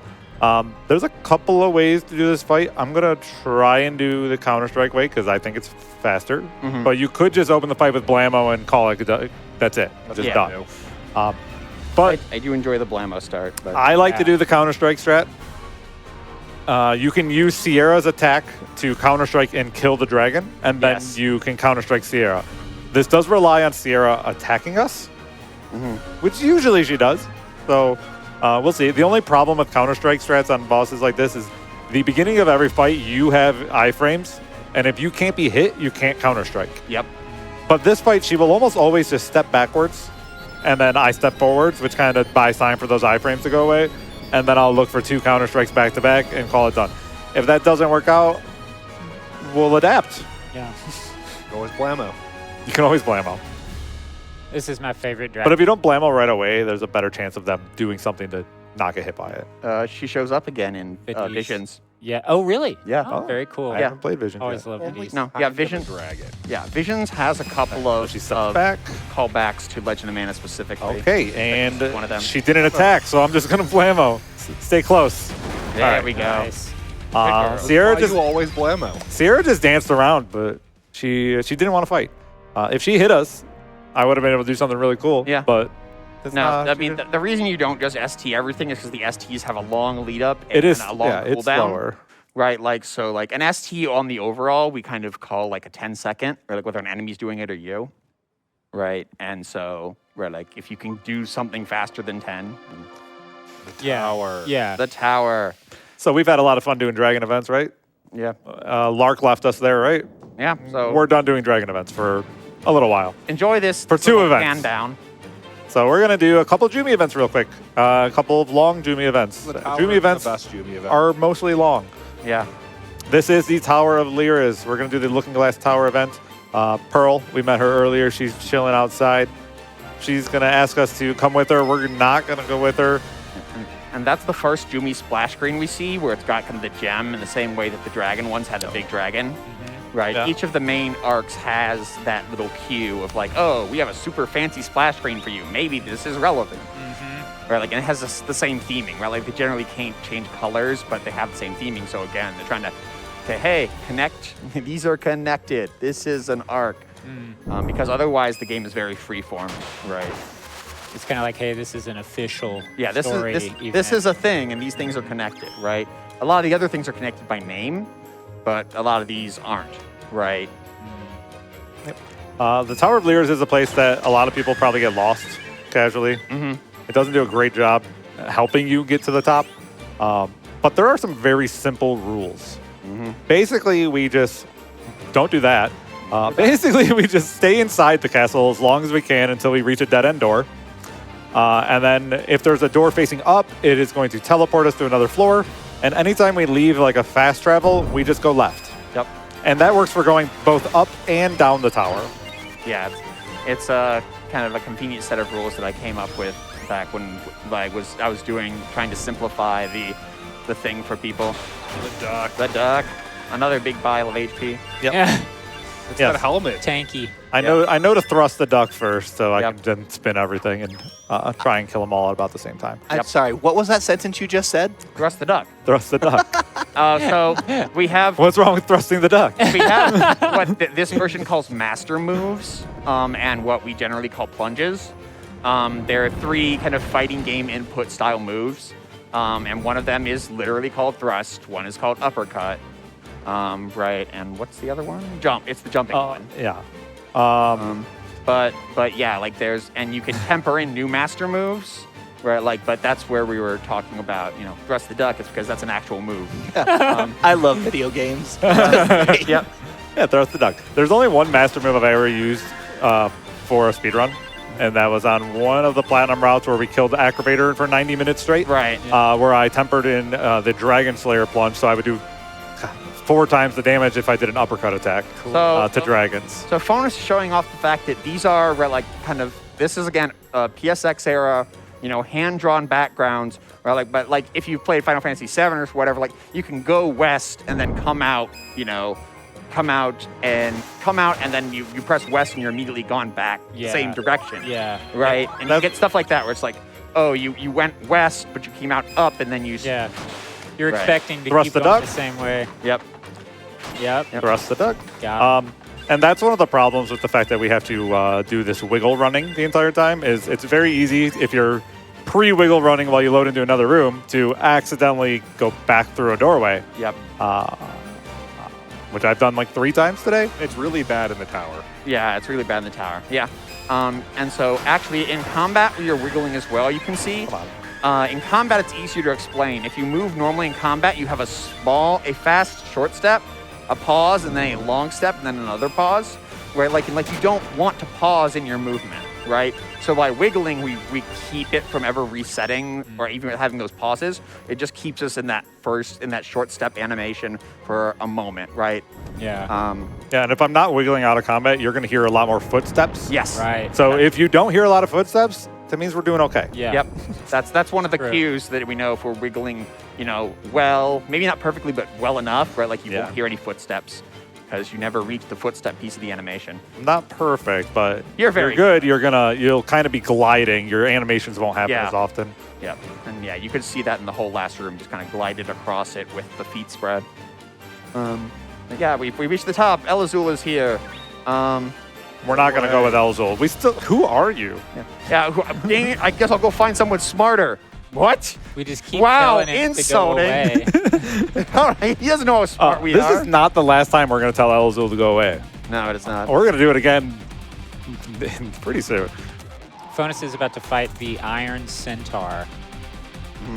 Which, if you watch the Legend of Mana anime, is a big deal. Because Elazul that's where Elazul uses their weapon, right? Is on the Iron Centaur in the anime? One counter strike. Very nice. Yeah, Counter-Strike does 8 times the damage. We have a 146 power hammer. We maxed out its crush damage as much as we could. Come here, little rabbit. Okay, so rabbit's going to move a little bit, but not too much.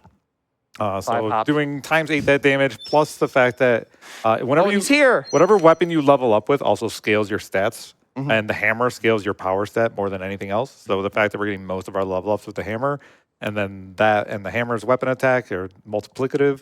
Counter-Strike does big damage. Yeah, it all kind of compounds. Like using the hammer compounds with using the hammer.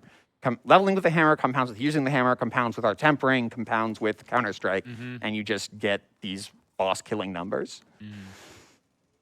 Yeah, bosses go boom. I assumed you were supposed to one-shot all the bosses in this game, if I'm being honest. No, it is much more common for the game to play out like it was in the first part, where you are kind of like Where you chewing just through lock stuff. them into Yeah. an animation instead. Well, I mean, where you're chewing through their health, and like sometimes they break free, right?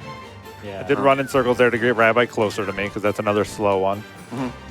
But yeah, I mean, as speedrunners, right, like we do our best to mitigate those things. But as a casual player, right, like you're basically expected to grind everything down. As I said, the best weapon in the game that you can buy is around 50, and the best weapon you can get as a drop is like 60 something, right? Like you do not see these numbers in normal play, right? Like you have to interact with the tempering system, which in game has no tutorial. Right. You hammered a million times. Yeah, just hammer it a million times. Yeah. Just buy a bunch of stuff, burn it, and maybe eventually you'll figure out how stuff works. You won't figure out how area lights work. You might figure out how wood works, but you will Thrust not. the duck. Thrust the duck. That's our last thrust the duck for now. For now, We'll be back. we will be back. TTD. We have a couple more ducks we can thrust later. We do have to run back down to tower with Pearl in our party. You can see why we didn't bring her up here.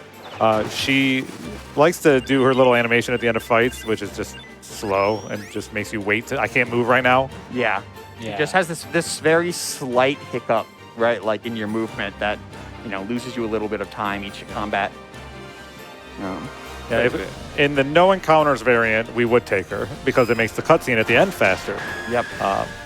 which is kind of fun that no encounters has little things that matter, like different choices. We're not just doing the exact same thing. Right. But you don't thrust the duck. Right. We That's our new meme now, right? the We did it? the community generally considers the no encounters stuff just too textureless, right? Like there's just like you're running through these big empty areas and then you fight a boss. You went through this big empty area and you fight a boss, and it's just like there's no real texture, no real give and take to the game. Boss rush. That being said, I use it in Platinum %, but I turn encounters on and off because you have to fight every enemy in the game. Right. So it is actually strategic planning which fights to take, and it's really fun. Yes, no, that's an interesting routing decision, right? Yeah. Also, when it's a 10-hour run, the lack of texture is not 10 your problem. hours. I mean, it used to be 10 hours. It's less now. What's it now? 850 something is my run. Yeah. Cut it down a lot. This is our first time seeing a Jewel Beast. Started at 13 Yes. and a half. You will I see more know. Jewel Beast, but that is Jewel Beast 1, starring as Jewel Beast 1. Yeah. Starring as Jules Beast 1. Yeah. Yeah, we're Yeah. going to see that type of enemy 6 more times. 6 more times. Yep.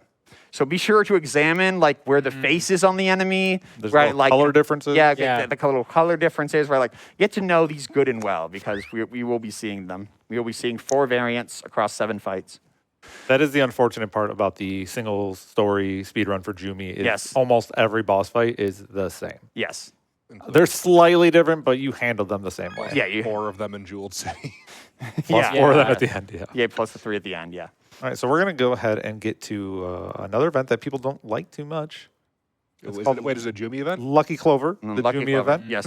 But first, Yeah. to advance the Jumi storyline, we have to do a really cool thing called going home Yep. and then leaving home. The way the Jumi storyline was like put into this game is they think you're just going to kind of casually run into the events and do them. And meanwhile, you're going to go home to do things in your orchard, to make weapons, to raise your pets, to do diary entries with little cactus Right. who lives in our bedroom, which we're not going to talk to him. Right. So while doing that, you're going to pass the story triggers. So we don't really have a reason to go home, but we have to go home to advance the storyline anyway, Yep. because that's just how they coded it. Yeah. They want Jumi to be done casually. Right. They don't want you to just kind of mash Jumi down like you can with Like- Dragon. Yeah. Yeah. Yeah. Or Fairy. So Elzo's hanging out in the bar again. Lost another friend, Boom. as you expect. He can't keep track of anyone.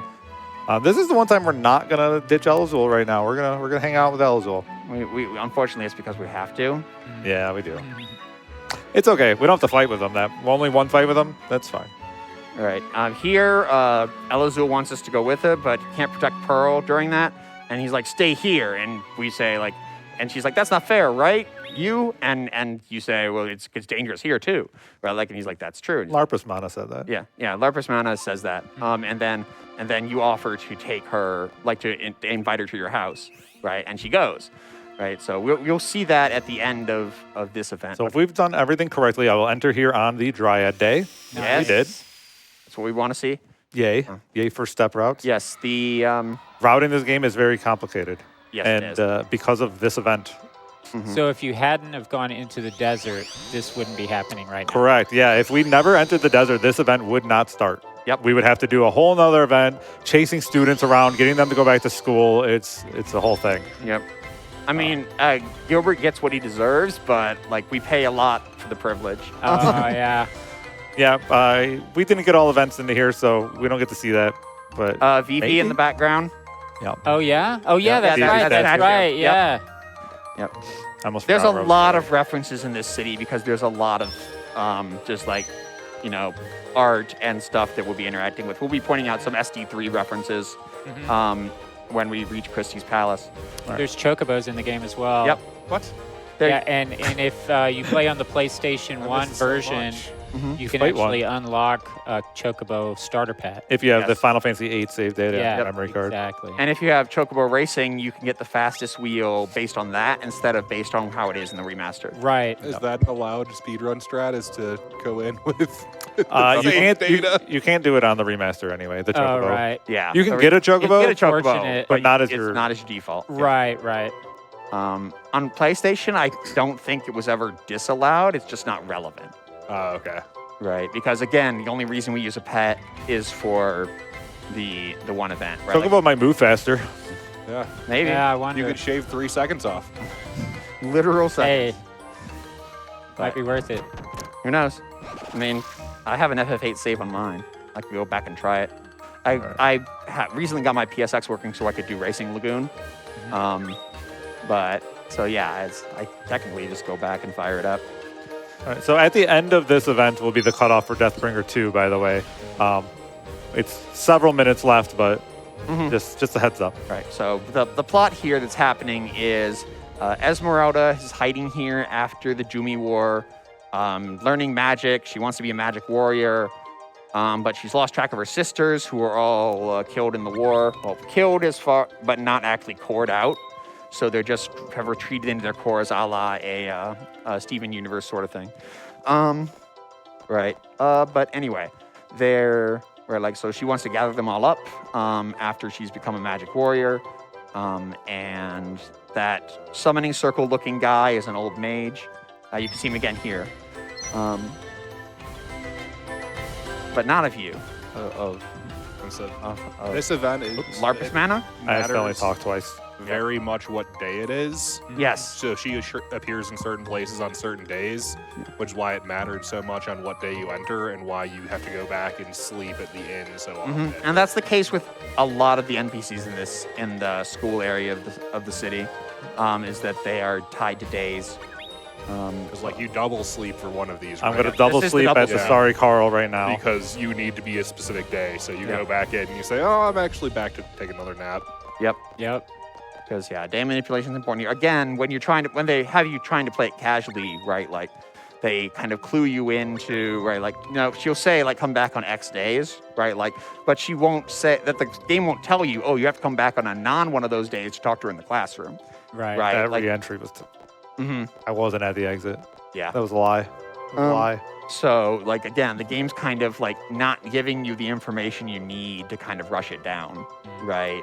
You're kind of expected to kind of go through this, somewhat, slowly, right? Again, giving you kind of a longer timeline for the Jumi arc stuff. Hey, what do you guys say we ditch Elazul? I I'm love that. Huge fan. Okay, let's That's do that. two timing. So we're going to become Esmeralda's knight because Elazul is already Pearl's knight. You can't double knight. So How do you Lapras do it? mana, or Larpras mana, sorry. You are now a knight of a Jumi. Do you not And- need to be a Jumi to be a knight of a Jumi? To be a Jumi knight? Yeah, probably. Back in the old days, yeah, but now, who cares? There's not that many Jumis left. We can't be picky. And there's not that many Jumis left, and they don't have any healing magic. We'll so, settle like, for the girl with the sticks in her hair. Yep. Yep. Exotic hair pipes like that, she can't fail. All right, so now we're going to run around and look for her sister's... Another Course. set of black mages. we're going to call Esmeralda a thief because it's faster. We're going to sleep at the inn to skip a cutscene. And it's just going to be a little bit of running and scenes. So if you want to go ahead and take it, Ashen. all yours. Absolutely. As we said, we are getting very close to the cutoff for the Fighting Deathbringer 2 incentive. So if you want to see that, we are currently at $316 out of 1,000. So there has been some movement there. But we are in our final push. So if we want to see that, we have just a little bit of time left to raise the almost $700 that we need for that. We did mention a great donation we got from Dragon Roast Coffee just a moment ago, and then I realized that I hadn't actually told you who they were or why that was really cool.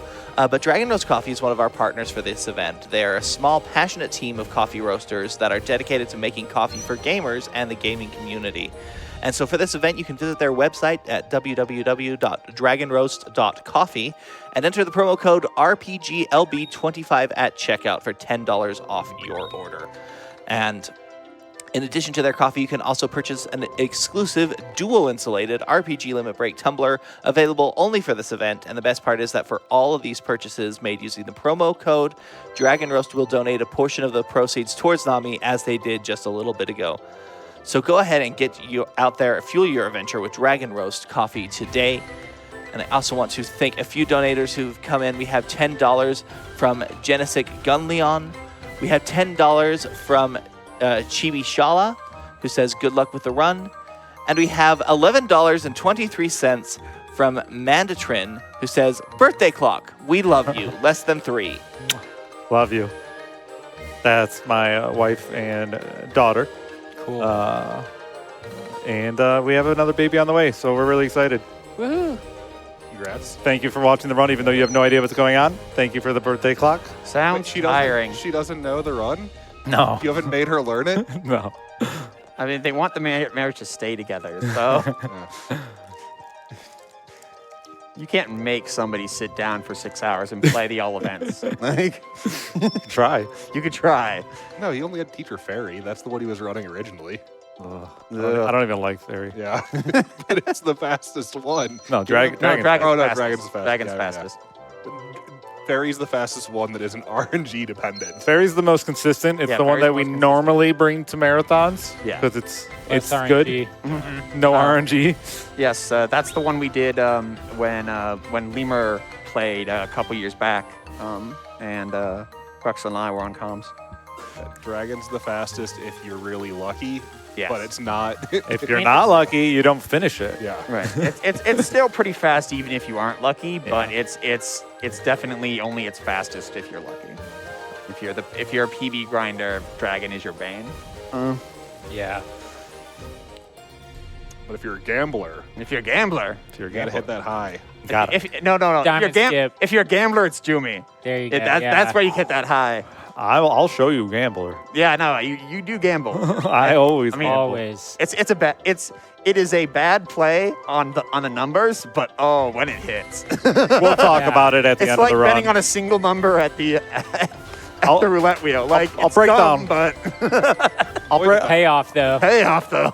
Yeah, I'll break down the numbers at the end when we get there. That's But fine. yeah, so right there, or like after we got all the gems, Sandra sews up, sends out a note, says she's going to get the Lucky Clover. No matter what happens, she runs off. Getting trolled. Or like, no matter what happens, she runs off, and gets disappears immediately, and that's what Boyd tells you. And then you run here chasing her, and then you tell Deanna you try to save her no matter what. If you just say I'll try, it's not enough. You have to say no matter what. All right, Jewel Beast 2 as Jewel Beast 2.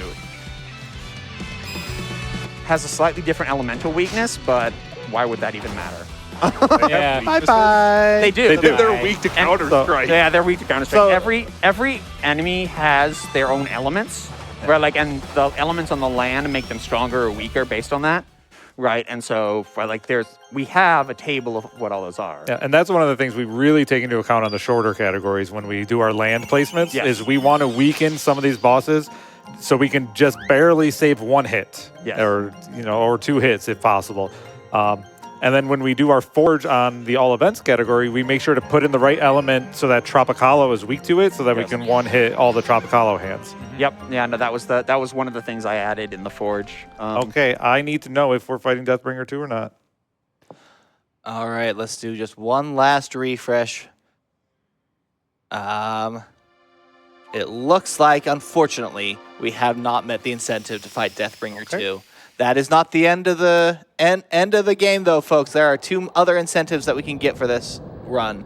We do have the ability to save Dana during the Star-Crossed Lovers. That's currently at $520 out of the 1,000, so we're over halfway there.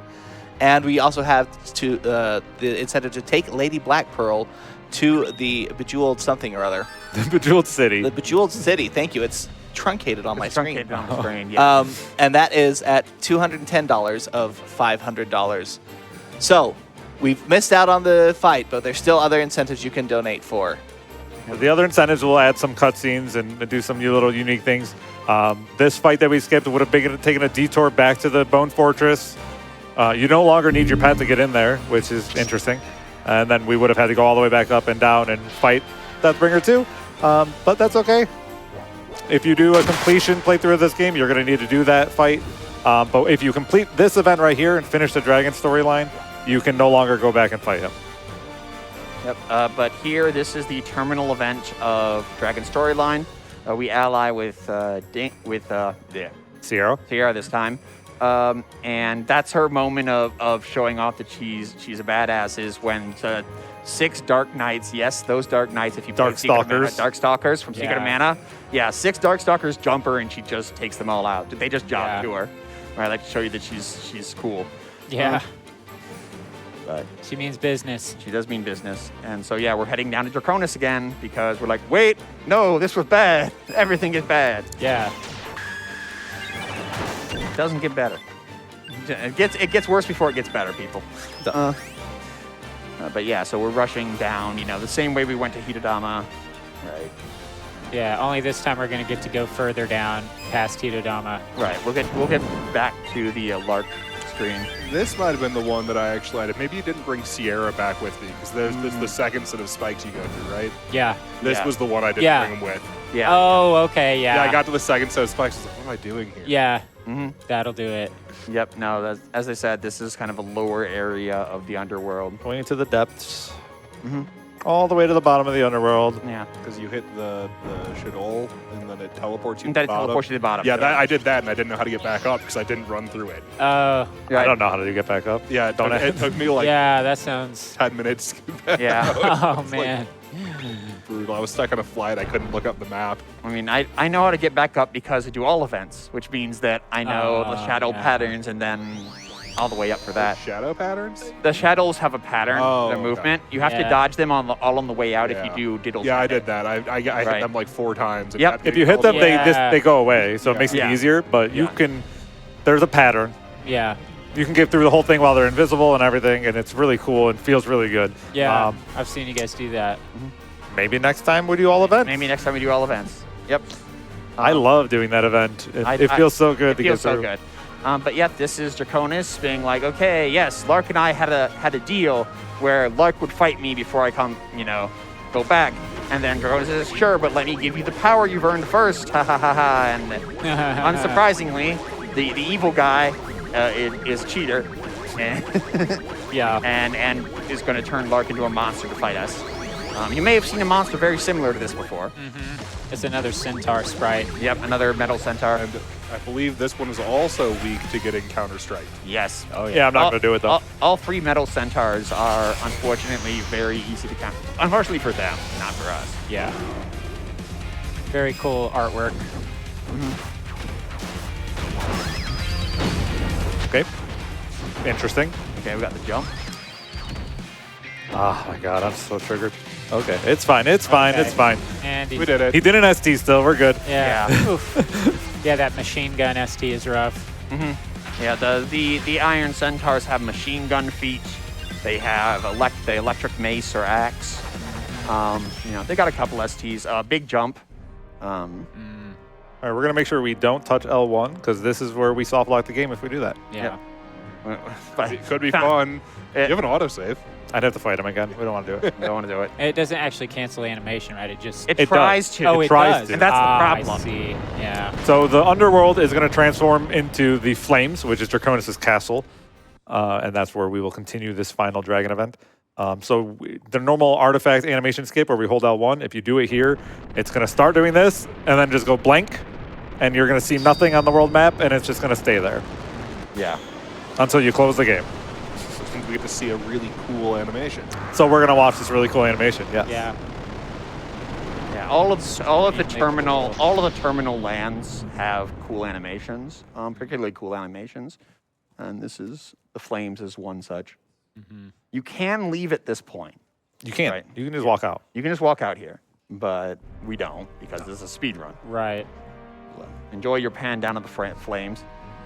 It's not going to be here for long. It's here for a bad time, not for a long time. All right, so we got a quick dialogue here.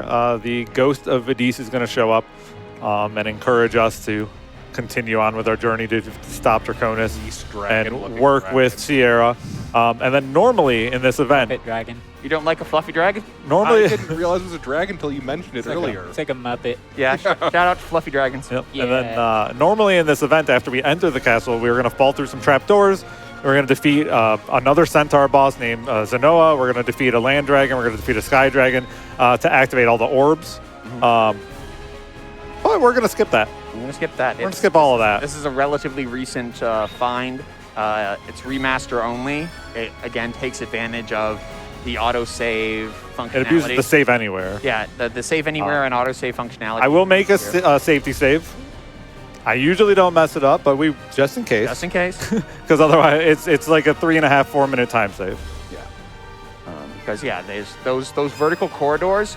You're supposed to do a color matching thing with the orbs on either side or whatever shapes there are on either side. They added shapes to them.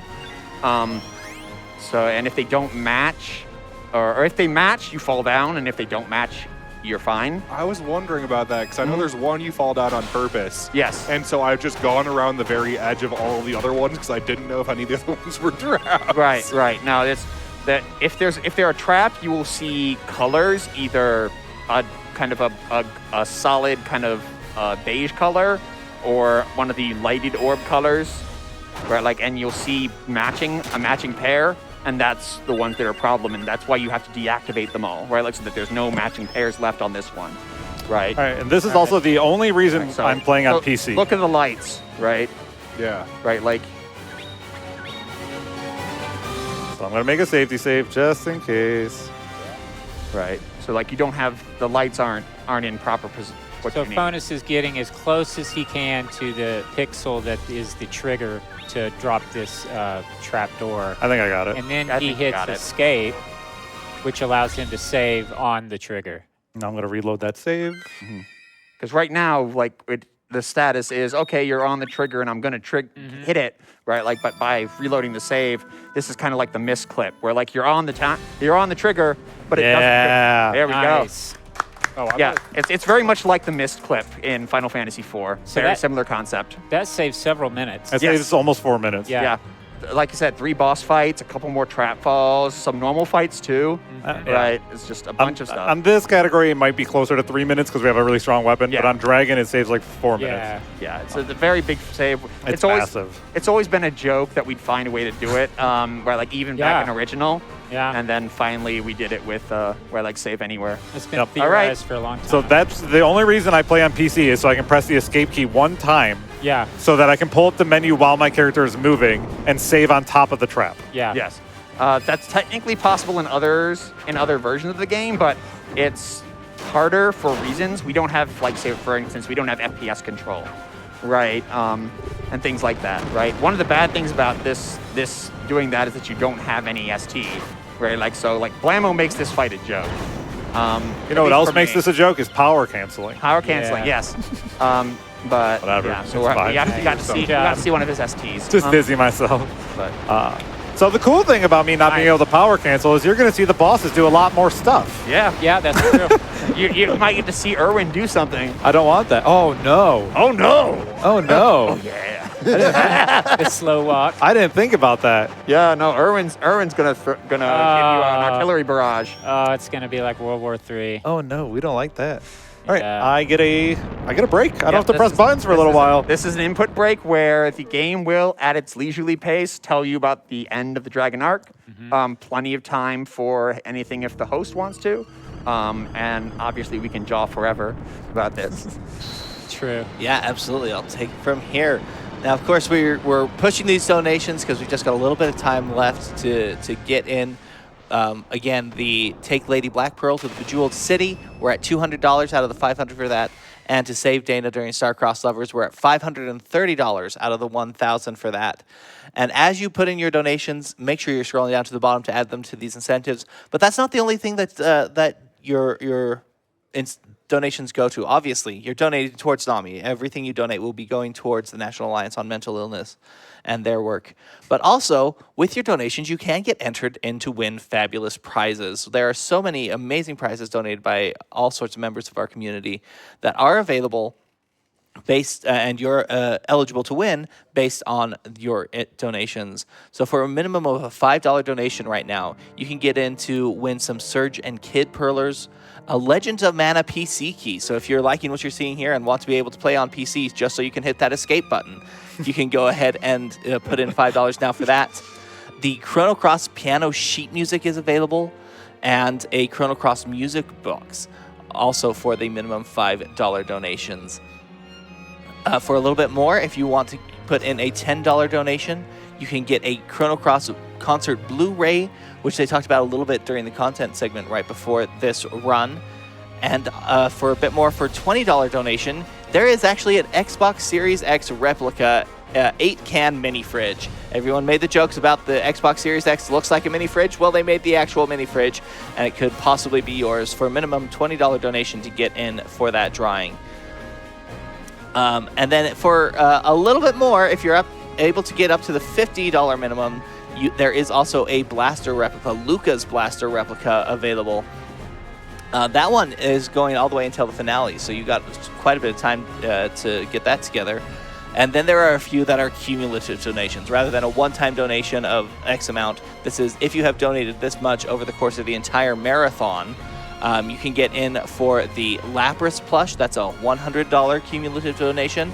That one is from now until the end of Trials of Mana. And then, of course, our grand prize, the Switch 2 bundle.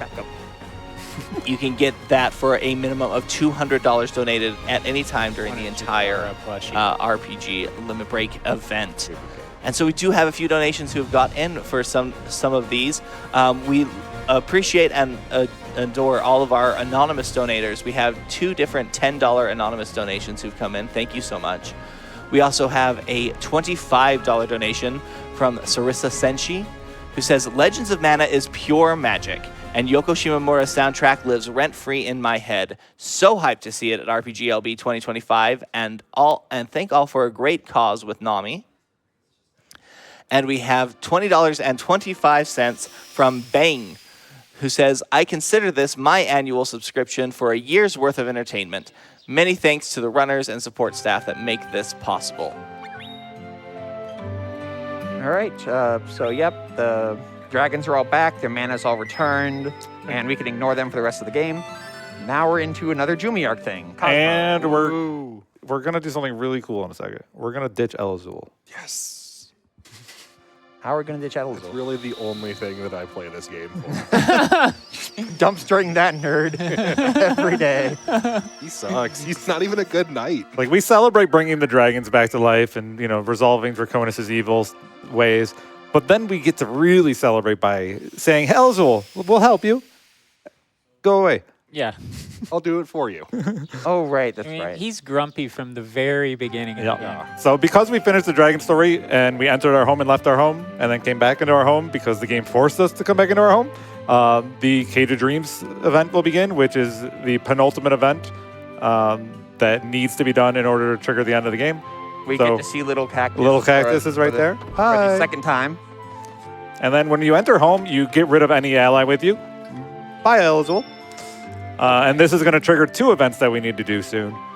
One we're going to do right now, and then one we'll do a little bit later. So here is Amulet the Pelican. Elazul comes back to our house after leaving our house, just to walk around here. Amulet the Gets in Pumpkin. way, really. Yeah, he'll walk out of the way just in time. Yeah, just in time. And then Cage of Dreams. Cage of Dreams is the one we need to do to get the final artifact to beat the game. We're going to do it now because we're already here. It makes sense. But Amulet was telling us about a bunch of scary pumpkins back in Domina, and we'll get to those.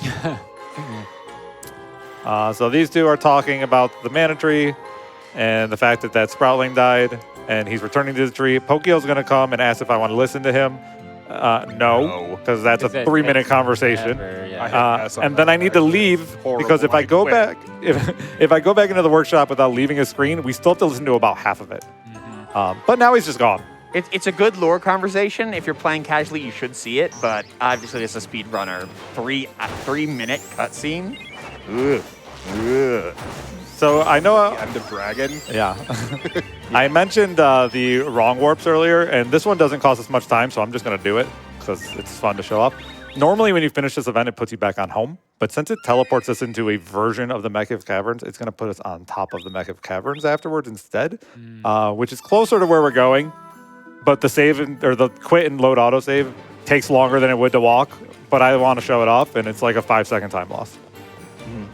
So you'll see that when you're at the end. You'll really understand it if you've done the event and played the game before and realize, oh, this normally drops you off at home. Why are you here? Yeah. Yep. There's only like one event normally. No. Like all of the terminal events drop you off at home except for one. Yeah. Right. And we're like, and then yeah, these are. No matter where you start from, they drop you off at home, right? This one, you stay at home. Most others, you stay where you started. Or you stay where you were teleported to, obviously. But yeah, this But one. now we will not stay at home. Nope, we will. The rabbi cost us time here. We can't do anything about it. Yeah. Yeah. I mean, we could have got rid of him, Right. but we like Crump. Yeah. He's a good bud. Their job is a Your Sproutling. notes were so wrong here. It's Your notes said hold L1 during. I didn't understand how the wrong warp worked, and I never updated really old notes. All right. Yeah. The speedrun.com notes are incorrect. I think I got rid they're of it. 2 years old notes, buddy. They are. Yeah. I really just understood Well, it not I that asked long him ago. for his notes. See, and he now I'm told on the me Mech of Cavern. Those Yep. ones. All right, we're going to go ahead and unlock. I think this is the last land we have to unlock by doing a non-story related event. So we're going to go ahead and do the Gorgonai. We're going to meet the pirates. They're not on their ship. They got some business to take care of here because they're... I did run under those penguins. I'm going to do that first. Because if you talk to the penguins, you actually have to give a password before they'll move. But if you run under and just talk to the captain, you just skip it. Yeah, Oh. the penguins are another bit of comic relief, and they're pretty good. Yeah, they're I love Tropical the penguins. Yeah, they're tropical penguins. Not cold water ones, but warm water ones. And we see them in a couple of places. We saw them in the cafe in Popota, where like they were the ones that was telling the guy to respect the sea, Yeah. right? Like so. In all events, you see them in the snowfields, and they're like freezing and frozen, like yeah, blocks of ice. this is not. Yeah. And yeah, it used to be that it was common before we started doing Tea Time of Hope to do Summer Time of Lovin'. Danger. Tea Time of Danger, sorry. To do Summer Lovin' instead, and that's a whole penguin thing. That's the one with the crabs. Yeah, yeah, that's one of the crabs. This is another wisdom. Tote. Totes. Yes, Tote, the tortoise. There are currently 6 wisdoms because the 7th is dead. He's so slow. He is so slow. But then he makes us able to see fairies. That is a trick that helps us a little bit now, but not really. Boom, boom. Thrust. Very nice. Thrust that floating rock. Yeah, you try to use plunges a lot more these days. Mm-hmm. It feels good. Just for positioning, even. Yeah, just for positioning. Right. That candy will go away in a second. So basically, there's a lot of penguins that you see here that are statues. So we're trying to help the pirates return them to their unpetrified state. But these pirates right here, these penguins, are like, you really got to talk down to us a little bit more and be a captain pirate. Yeah. Come on, Captain. He said, I'll have ye all clunked in your heads. Yeah. So, Yeah. But kill has such a. My mama always told me so. Yeah. So they're telling the captain to threaten to kill us. So one more stupid joke and I'll kill ye all. That was wonderful, like I a real love it. captain. This captain, he's a softie. Forsake the sea. Forsake the sea to see the sea. And there is a whole bunch of side stories for this. And you get to see a lot more of those characters, and they're really fun. I love the penguins and the captain. Like Phonis said, Fairies. we're doing 32 out of 68. less than half of the 68 events that are available in the game. Let's skip that item so I don't have to pop up here. Yep. There's too many XP crystals. Right. Yeah, I didn't get stuck on that statue. Yeah. That's good. Yeah, The but whole- yeah, the penguins are bleeding bodies the entire way. You can see just petrified. Thrusty yak? Rusty yak, animal hide. You always love a first-time animal hide. Let me tell you. We don't need animal hide here. I had an animal hide on the rabbite and the highway. Yeah. Like I sold it for 90 lucre. It was beautiful. that is good. All right. Right. So the fairies are petrifying people. And now we're going to jump off a cliff. The rabbite's going to cost us a little bit of time. And then Toad's going to follow us eventually. Yeah. So now we're going to get a humorous scene where Toad explains to them how dangerous the Gorgonite is and how we need to use them as bait to lure the Gorgonite out. This massive creature. Toad will show you how big it is by walking back and forth. So he's going to eventually just yeet the walrus into the sea, into the lake. The penguins will follow him. And then the Gorgonite will come out. We got about a minute if you have anything pressing. The other part that's really funny here is just a second ago, Tote was like, they're like, but who's gonna kill it? And they're like, oh yeah, that murderer over there. Yeah. Like, and you're just like surprised, like, what? Me murder people? Who have you been talking to? Who have you been talking to? Enjoy the music. 3, 2, 1. Yeet. Toss. Well thrown. Yeah, that Captain! that turtle does not skip arm day or leg day. Fin day? The rest is up to us. So he did show that this creature would be basically the entire size of this land area, and he's not. He's very small. This is a fight you normally do the quick attacks on, right? Not in this category? But normally. This is the one In the that if you had the fairies sword, or- you would Yeah, actually, Yeah. Right, you would actually not power cancel on, and we don't do that here, so it doesn't matter. yeah. Oh, we don't. Yeah, this was a challenge speed run with no power cancels. I forgot to put that. Oh yeah. It was an incentive. We made it. It was $0. It was a $0 incentive. It just involved faulty hardware. Yes. Fight with faulty controller. Maybe something happened to my controller on the plane. I don't know. But it didn't work with yours either. So I don't know. It was working yesterday. It doesn't reach the top, penguins. Oh, yeah. We're going to climb the yeah. penguins up the cliff. There's not enough of them. We can't actually do it. Yeah. So now we'll go back to the Mech of Caverns. This was just a convenient time to do organized because we're where we are on the world map based on our placements. So now we'll just go up one. We'll do this event without El Azul because we got rid of him, which saves quite a bit of time. It skips like 5 dialogue boxes or something. Yeah. And we get to meet Black Pearl, and you'll see why you should include her. Yeah, duck. Yeah, we avoid the duck here. The duck, metahuman there, demi-human. Demi-human. There talks like a 30s detective and smokes cigars. Yeah. He's a good guy. What are those big things called? Boinks. So the pink blobby guys that I talked to get teleported up here, they're boinks. They boink you. Yeah, they say boink. They say boink, and then you get boinked. Yeah. You can see where you're going to get boinked to by there's little 3-leafed tails in the coming out of the ground, right, like that indicate the other end of a boink. And that saved you like two maps to walk combats. through. Yeah. Yeah. And I think a fight or two, Yeah. Yeah, I didn't know what a boink was when I was reading the notes. And so I walked all the way through, had no idea what I was doing, and then went back and boinked. I was like, I was already here. He texted me and said, "What's a boink?" What's a boink? I said, "Oh, those pink blobby guys." No, the pink blob, yes. They're fine. Yeah, some of them block rooms, and just like the statue that teleports you in the Norn Peaks, you can actually clip through them, but the room loading zone doesn't exist anyway. Yeah.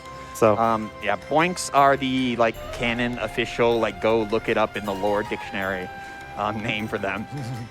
Not just us.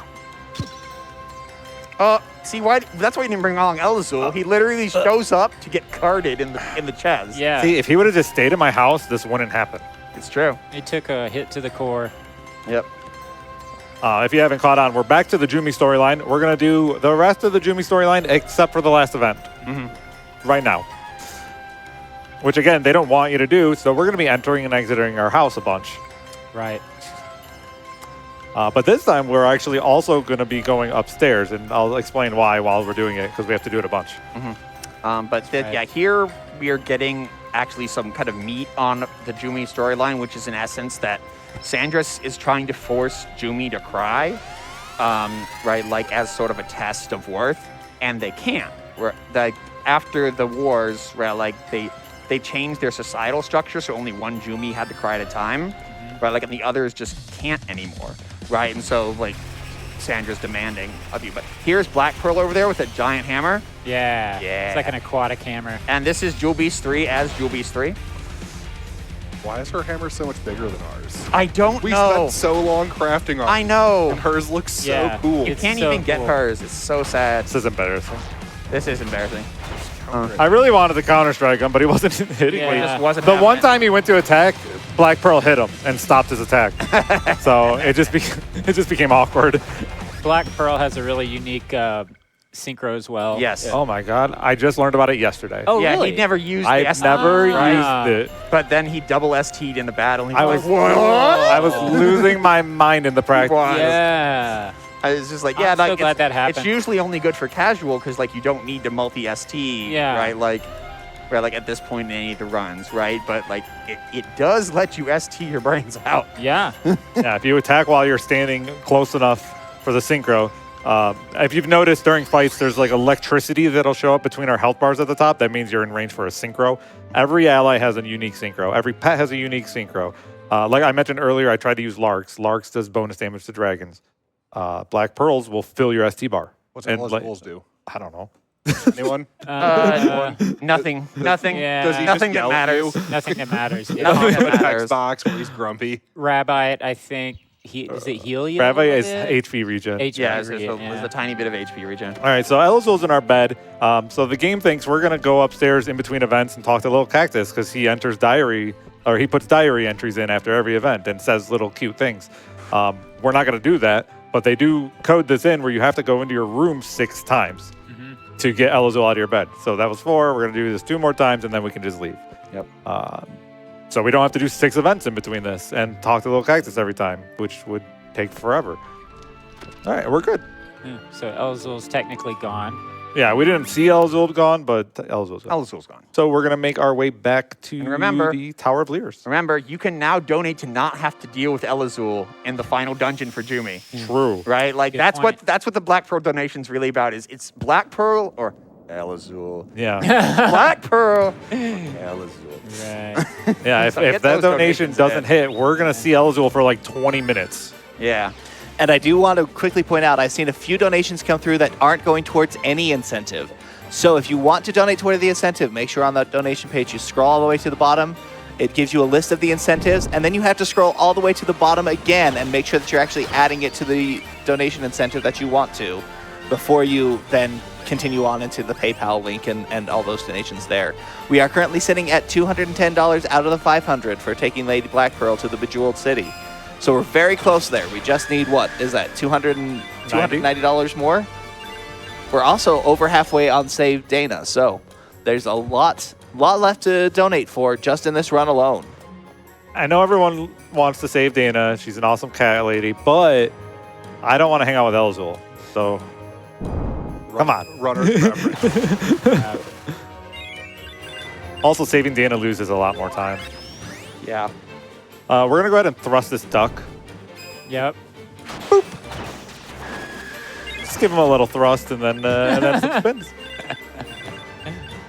We got 2 more ducks to thrust, and then we're all out of ducks.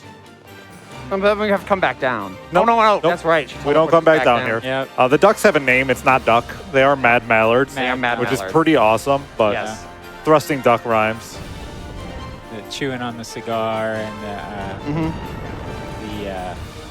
what's it called? Hard hat or Yeah. army hat. The army hat, right? Like they're soldier styled, Yeah. right? The soldier's cap. Rambo looking. Yeah, there are other duck like in that name is consistent across mana games, and there are other ducks, right? Like that have other kind of like soldier or general or like similar military stuff. Oh, okay. Right. Yeah. Like and for instance, like in Trials, the 3D remaster or 3D remake, they have like 4 different colors of rabbits. Oh, that's just true. Silktail, right? Yeah, Like, yeah. green Pink one and they have pink blue, Silktails, light blue. Yeah. green, right? Like so, yeah, they have some more variety in various other mana games, and That's yeah, cool. the ducks get they're like. I just noticed how triggered the rabbit looks when you wiggle run. It's pretty funny. Rabbits aren't built to wiggle. All right, final duck thrust. Yep. Double. Final 2. I'm going to reset just to thrust this one. Double Oh, thrust. whoa! He went that way. All right, we're not thrusting that one. Can't believe you. Explosives. It was not optimal to thrust the second duck, but I tried for the people. A lot of experience there. We don't experience. We don't really like it. Experience is slow. Oh yeah, the rabbit is just freaking This is like out. the only RPG Oh, yeah. where you're like, I don't want any experience. Yeah, leveling is good. We expect certain levels and they're good. Like the experience the bosses give us is pretty much enough to Yeah. get us to the point where the level ups with the hammer multiply to kill things with spins. But honestly, again, like we have a hammer that's 3 times more powerful Yeah. on the numbers than Right, anything but would normally have. There were some fights where enemies barely survive, like the spining Right. ones in the lake. So these extra levels right here, when we go back to the lake, they won't survive. Yep. So we'll see the scaling. It plays a part. Yeah, it does play a part. Can you climb the tower naturally? Can you go up all 11 floors? I don't think. No. I don't Just think with so. stairs. Nope. You have to use the teleporter. There's a cutoff. There's a cutoff. It'll bring you to a dead end. Yeah, there's a cutoff at floor 3 that forces you in an elevator. There's a cutoff at floors 4 going down and 6 going up that you are forced into it again. Right, so yeah, you can't actually climb it all the way. I thought it might have just been faster. Not Well, doing there- 11 floors. Yeah, worth yeah. But no, there's just not connected. That's why you get lost. Right? There Like, you is could just a- keep walking up, right? Like eventually you get there, but I think there is a little hole at the top where you could skip floors coming down. down. Yeah, I did that earlier. Yeah. Yeah, Yeah, you could. there's a whole. There's a couple of jump downs at some of the dead ends, as well as at the top, to kind of help you deal with the fact that you dead ended. So Black Pearl seeing Pearl, that's why this event is called 2 Pearls. Uh-huh. There's really only 1 Pearl. But in this place, right? Like weird things can happen. Yeah. You know, we saw Black Pearl here once before. But now I have to wait a second. If I try to exit that door too fast, the loading zone won't work. Yeah, yeah. So And, I we all have to. went into that. I have to wait just a moment. All right. All right. All right, you get a Lady Black Pearl. Lady Black Pearl. Oh, you're walking past me. Counter Strike. Up, one shot. There you go. No problems, Whoop. Counter-Strike. Whoops. Why did you menu? Why was I able to menu? Good question. I was trying to spin after a fight, but she doesn't drop XP, so I forgot. Yep. I don't know why I was able to open the menu there. Would you believe me if I said I've never done that before? Mysterious stuff. I would happening on your believe you. controller. I would believe you. Well, you were I did jumping that on when it- purpose though. Like I hit triangle. I just didn't know I could menu. But you were jumping when you weren't hitting the. Oh jump yeah, button. I keep Yeah. counter striking without hitting. Yeah. It's weird. But We're making it. what if I remapped an ST button to a different button? Then I could power cancel. Mm-hmm. Put it on the D-pad or something. Yeah. I'm not gonna do that at this point, but Put it on control. I got you. Yeah. just all right, But no, put it on the L3 pop. That would. Yeah. All right, so the next event we do technically isn't a Jumi event, but because these characters show up in the very final cutscenes for the Jumi storyline, it is required to do this event. Yep. So we are going to enter home and leave home because that advances the Jumi storyline, as we all know. And then we're going to go back to Domina, where we're going to find our friend in a bar Yeah. where they hang out. And I use friend loosely. The bar Yeah. that they always hang out in. The bar that you keep finding Azul in. Yeah. Mm-hmm. El Azul. Oh, Azul. Whatever his name is. Doesn't matter. Yeah, we It's, don't like him anyways. It's Amanda and Barrett's pub. So, Yes. but we're taking Pearl with us, not El Azul, so it's okay. Yep. He has to go on ahead and do something. You've got nightly duties. Alexandrite. So we do this to start this event, and then we have to go do the little sorcerers. We're in Domina. That's where they are. It's perfectly convenient. And it's going to force us to leave, and then another one of those notes are going to pop up, so it's going to force us to re-enter Domina. Bye, Diddle. And that's Diddle and Capella. They're great. But that's pretty much what we're going to do here. We're just going to fight them, and then we're going to recruit them to be our apprentices. So Ashton, if you have anything. Yes, we did just have a nice large amount of donations come in. We want to thank everybody. And again, pushing for the Save Dana during Starcross Lovers or take Lady Black Pearl to the Bejeweled City. Let's go through a few of these. We have $10 from Cadet Co. that just says, let's go! Let's go. Let's go. We have $25 from Indy. Says, have to donate for one of my favorite games of all time in Legend of Mana. Beware of small children calling themselves the universe. Perfect timing. We have $10 from Paper Ghost 19, who says, good luck to Phonis and hello, Ellervated. Hello. We have a $35 anonymous donation, a $15 donation from Fredison, and the donations are coming from inside the stream. We have $50 from mechalink that says, thrust that duck! Nice. Thrust that duck. Paper Ghost is the one that just beat my dragon run and is going to make me play this game more. So he deserves it. He's been working hard this whole year to beat it. So that's awesome. Definitely. He got a top 3 run. It's great. Yeah. But I'm going to take it back. Very competitive category. It is. It's very hard. Yeah, like we said, it is high RNG, but it is also technically the shortest. So Very reset heavy. they're very reset heavy, and that's the kind of thing that some speedrunners crave. All right, so we're back to Geo. We have Pearl with us. We're going to do the event Alexandrite. Our days no longer matter. We're good on days. Yep. If they did matter, we would make it so they didn't. I didn't need to talk to Christy yet. Not bad. Yeah. All right, we're going to go down here to Diana and see that she has become a statue. She needs someone to cry on her or something. I don't remember how the storyline goes. They'll explain it in a second. But you can see characters from SD3 as statues in the background, right? Yep. Like we have Amanda, we have Durant, right? So we have to go running around here now and finding keys to unlock Diana's heart and restore her from being petrified. So that's this event. We're going to run around, do 3 keys, one at the entrance, one in the principal's office, which is why we still have him locked away from here, and then one in the instrument shop. Yep. Pay attention to the names if you want to understand just how bad Deanna is at the moment. Also, who comes back out to the entrance to find this key? I know. People That's who- such a terrible place to hide it. Well, It's the Jumi the event. thing You run is- out of things and to do. it's so hard to get into there. You have It to like is. It's slow super walk hard. in. But if you want to leave, you'll find it. Right? Like, that's the thing. Is like if You you're give up. It's like, and when you give up, you find it. They right? make you Like, spend a lot of time here and then give up. well, you might find it anyway, but like it makes it so that you will find it eventually, right? Like because there's no other way out of the city. So I mean, in that sense, it's not terrible, but in the sense that you have to get back out that angled Yeah. entrance, it is horrible. Just like a regular school, there's always kids walking in the way down the walkways you Yep. can go around. Tell me about it. Oh, this key's really hard to grab. This key sometimes. Come can be on. hard. All right, that's the last key. Yeah.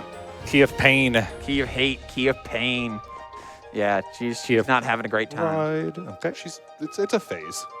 I mean, it's a phase. She did. We found out in Lucky Clover that she did ask the jewel thief to end her. Yep. Right. So I don't think she's having a great All time. right, so I have to talk to Christy here because the statue moved. We know where it moved to, but if we just go there without talking to Christy, It's not it's there. not there. Yep. So it's in the basement.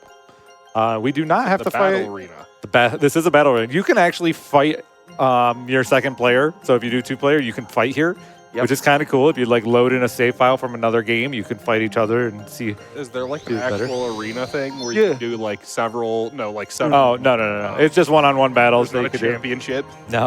Um, All right, so there's no jeweled beast here. Yay! They missed out on a great event by not having a. I mean, arena championship event. I feel like the ST counter ST battle of what that's going on is not necessarily interesting, especially if you both have high power weapons. Not a one player versus 2-player. Like you have to fight your way through a Fight your couple way waves through. of enemies and then a boss. Oh yeah. Like Yeah. just an arena championship. Like, There are some unused like assets and rooms in this game. Like Geo had an auction house that they decided not to use, and like it's fully flushed out. There's a bunch of characters.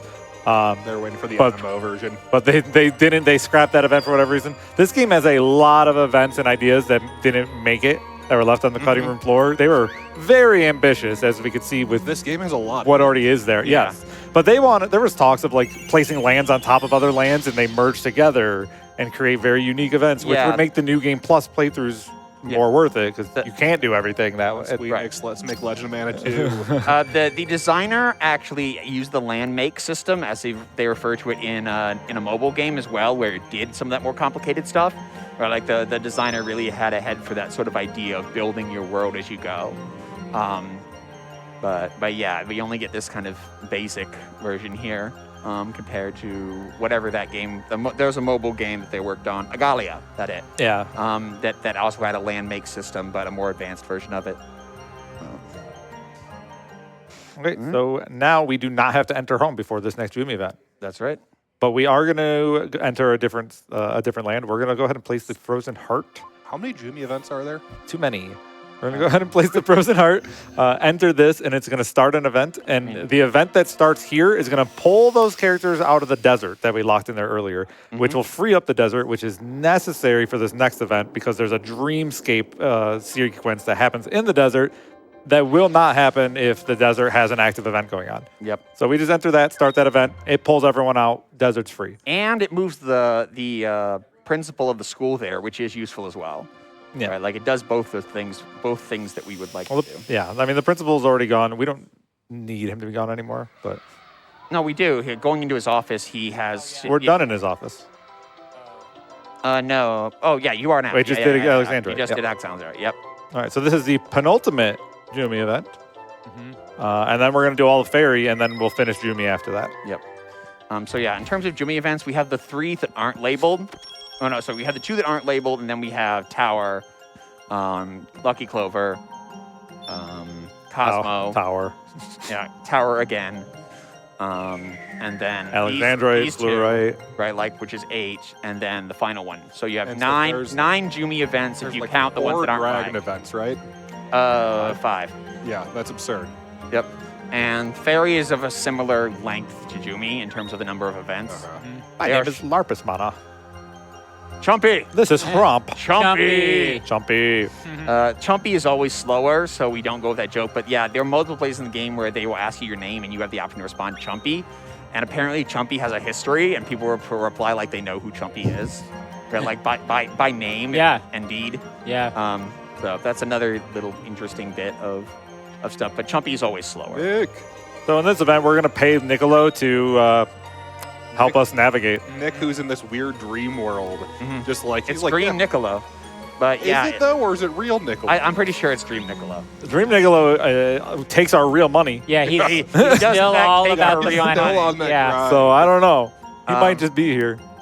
But yeah, Little cactus is here. if you don't do this, you have to go through screens, some of which have combats, right? Like it's just the 3 dialogue boxes are worth it. The 3 dialogue boxes also make it brainless. But yeah, we'll see Black Pearl and El Azul kind of clashing in Dream as to what the concept of guardianship means, right?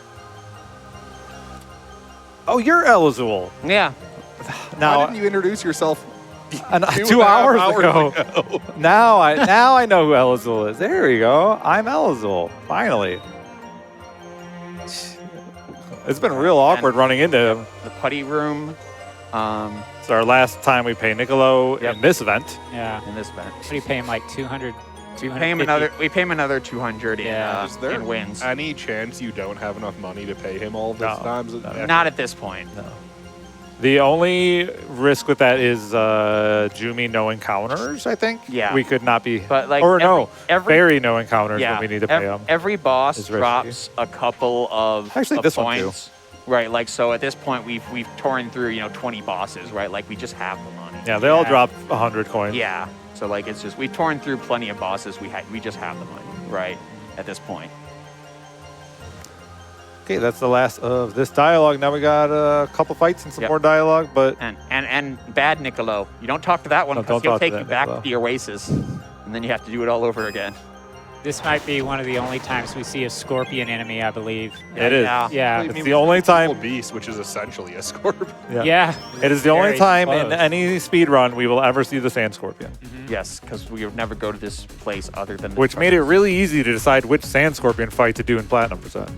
Yeah. That one. The only one. Otherwise, you have to go really far out of your way and do weird things. I don't even know where they are. They're in the desert somewhere else. Yeah, there are others in the desert. I think they got to be in. Are they in any other land? I don't know. I think there's one in Bone Fortress somewhere, but By the way, once you notice where the face is on a Jewel Beast, you can never go back. this is the Jewel Beast 4 starring as Jewel Beast 4. There can't be more than 4 jeweled beasts, right? We're good. Yeah, no, like that there are only 4 Jewel Beast boss datas in the game. Nice. Nice And counter they're strike. all weak to Counter-Strike. And they all die to a big hammer. This is the scariest one. Yes, this is the most powerful one in theory. All right. That's going to wrap up the fluoride event. We're going to get out of this dream, and then, what's her name? Florina will be sleeping, so we'll leave. We'll let her sleep. Yep, the tapir, the Belle the Witch and her tapir are fine. Tapir have a long history of being cross-linked with a Japanese monster that eats dreams as well.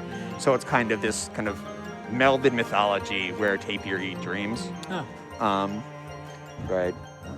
So in the when they remastered it and they released a few odds and ends, was it that Florina's bed that became a toy, or was it that jewelry chest before? Do you guys remember Florina's that? bed is a jewel box. Yeah, Yeah, that you can buy. that you can purchase. Yeah. And get like, custom jewelry with Jumi stones and stuff. Oh, it's so cool. It's Yeah. really cool merch. So I'm going to enter in the White Forest. I am not going to do this event, but this lets us skip an event. So letting them talk and then leaving is going to let us entirely skip the Hunt and Ducade event that we would use to unlock the jungle, which we can just go and do the fairy event there now Can't instead. believe you don't want to do Hunt and Ducade. Yeah. It's again, it's a case of these actors are involved in hunting Ducade, and once we've started this quest, we have. They're all We stuck here. Lock them in there. This is another bit of this comic relief trio here. Oh yeah. I love them. Skippy and Hanson. Yeah, Yeah. Skippy and Hanson. Yeah. Yep. No, it's a great little bit. Perhaps you should just go gather some rocks or something. There's even like a splash screen Are event you for saying them I'm that dumb? doesn't actually exist. Yeah, That's kinda funny. Another good bit. All right. That being said, because I'm skipping Hunt and Do Kate, the routing for this next event is different in this category than anything else. Because normally you can just teleport to where you need to go. Because you you just do did a little faster. because you set it up in Hunting to Yeah. God. So now I got to do some unique little things where I have to run all the way to this spot down here, and hopefully remember the way to go through here because muscle memory tells me to do a lot of other things. Double Tomato Man. Oh, they're gone. Chocolate bar. Did we get a Caduceus? Yep. It's useless, but it's funny. Is it another rare drop? The staff. It's like a tier 4 drop, right? The game has drops up to 8, but we're not gonna get them at this level. All right. So she's going to cast a spell on us, which lets us get to the throne room. But we're not going to go straight to the throne room because in order to actually trigger this event, we have to see fairies and have them teleport us back to the entrance. So we're going to go do that real quick and then run back through to the throne room. So Ashton, if you have anything, this is a great time. Absolutely. I do need to just start with a quick question. How long do we have for the cutoff for Save Dana? There's one event after this, which is really quick, and then we're going to save Dana or not. Okay, so we don't have a lot of time here, folks, but we do have some positive progress towards that. We had a $250 donation come in for Save Dana, Wow. and that's from our think that's partners gonna at hit. Tantrum. Tantrum is a fantastic partner for us this year. There is exclusive RPG Limit Break / Tantrum merch available on their website now. You can shop the RPG Limit Break collection featuring shirts, the Mimi plushie, and much more. And what's better, Tantrum merch will donate up to $5 per item sold, except for the Mimi plush, to the National Alliance on Mental What a Illness walk. and its mission. So grab your gear now at tantrummerch.com / RPG Limit Break, and also keep pushing towards that incentive to save Dana. We're now only $220 away. We can do this, chat. Due to donations like yours, like this $25 donation from Blame Shark, who just says that they are a certified Elazul hater. It's true. We'll have to draw. I did misspeak. certificates. There's like 3.1 events Yeah. before that. Okay, so there's a little bit more time Yeah, than I we was, thought. I was doing the figure kick out, and I'm like, there's more events after this than that. We haven't even gotten the good drama yet. I was thinking it was Search of Fairies. It's Starcross Lovers. Yeah. There you go. So there's a little bit more time than you thought, than we mentioned, but we're right at the cusp there. Push for it, chat. Push for it. And it's not that long after that the Black Pearl incentive closes as well. So Yeah. you know, And that one is is- start working on the next one. Yeah, that one's also getting very close. Both of these are just right at the edge. Okay, So let's get them. Let's do it. As much as I don't want to save Dana, let's do it. Make Phonis suffer make Phonis suffer on the first one and make everybody happy on the second one. Right. Like technically, Black Pearl's a little slower. Black but, Pearl's slower, but worth but it. it's Yeah. you For the get, memes. you get so much better Yeah. lore out of the Black Pearl confrontation than the Elazul one that it's worth it. Also, you watch her break her cool outer she's so cool and not affected by anything attitude. All right. In that one too, which is Yeah. For really this good. fight, I'm not going to wiggle Nope, no because need. if you get too close to this guy, you won't be able to do stuff. But I can't power attack, so what does it matter? Can't power attack. You can't Yeah. power attack, you just can't cancel. Sorry, we're just going to do that. Yeah, we're just gonna do that. You should. Nice and fast. Yeah, he can eat your Yeah, input. Yeah, Punk Master can be annoying if it gets loose. That's the real big thing. Punk Master has spin as well, so Punk Master can stun you. Punk Master has magical effect, which again usually come tied to status effects. And basically all the status effects in this game make it so that you lose time. Like that one, you can get turned into a snowman like in Secret of Mana. Yeah. Guess what you can't do? Anything. Anything. Be paralyzed, Yeah. right? Like you can be stoned, right? Like Yeah. you can be set on fire, which isn't a delay, but it's a fairly, it's just an unpleasant effect. Yeah, but that boss has a really interesting thing where, like, if I wiggled and got too close to him and my hitbox Yeah. collides with his, I just can't do anything Yeah. until I move. Yep. I think my attacks won't work. Yeah, it has a very Horrible. small monster hitbox. All right, but we saw somebody walk in up here, and we are going to meet them. We're back at Shortly. Gallo. Hi, Dana. We might save you. We might not. It's up to the people. Yeah. All right. Yeah, here we meet the fourth of the kind of quad in this story. Here we haven't met the third either, but this is so Matilda, Escad, Dana, and we will hear the name of the fourth guy here. Now, Matilda's looking really good for like a 26-year-old woman Yeah. laying on her deathbed. Yeah, Erwin is the fourth. Erwin. It's a Romeo and Juliet arc. Yeah, it's just like one of the events later is called Star-Crossed Lovers, right? Like, and you have these four people with, they were friends as teenagers, kind of, but the paladin, right, like the knight, Escad, is like, demons are demons, and they'll always be terrible. It's the fairy story, right? Yes, we are doing the fairy story now. Yeah. Whereas, We will do all of the fairy story right now before we finish Jumi. right, and Matilda and Dana are like, like sisters, right? And so we have these conflicting, where like you see here a conflict in how Dana and Escad approach the current situation, right? That's what this event is about, is the difference between the very militant Escad and the less militant Dana. That nun is working for Erwin and kidnapped Yes. Matilda. Out of the dungeons. If you're paying attention, the fairy schemes color match. So like that nun is of the yellow and purple that the fairies in the forest that teleport you out or otherwise mess with you are. Right, so like it's the Wario fairies are the bad ones. If I didn't pick that first dialogue option there, I would have to find my way to this room, and I do not know how to do that. That's a rough. If you don't have that memorized, that's a big. It's a big maze. Yeah. I don't know how to get here without that. But You're yeah, by vibes. you can see the Just Wario. vibe. You can see the Wario nun there. Yeah, the Wario covered fairies are the bad ones. Wario colored fairies. This boss is Notorious. another notorious terror in Single story in fairy single story run. fairy run. Yeah. But again, our power is really high. He'll just disappear on you like Hitodama. We'll see. I can't do things like I normally do. Yeah. He also has some deforming AoEs. Oh, and I thought you deforming were going to get that attacks. counter. I thought I was too. All right. Nice job, though. No ST, no bowling ball, no carpet flip. We're good.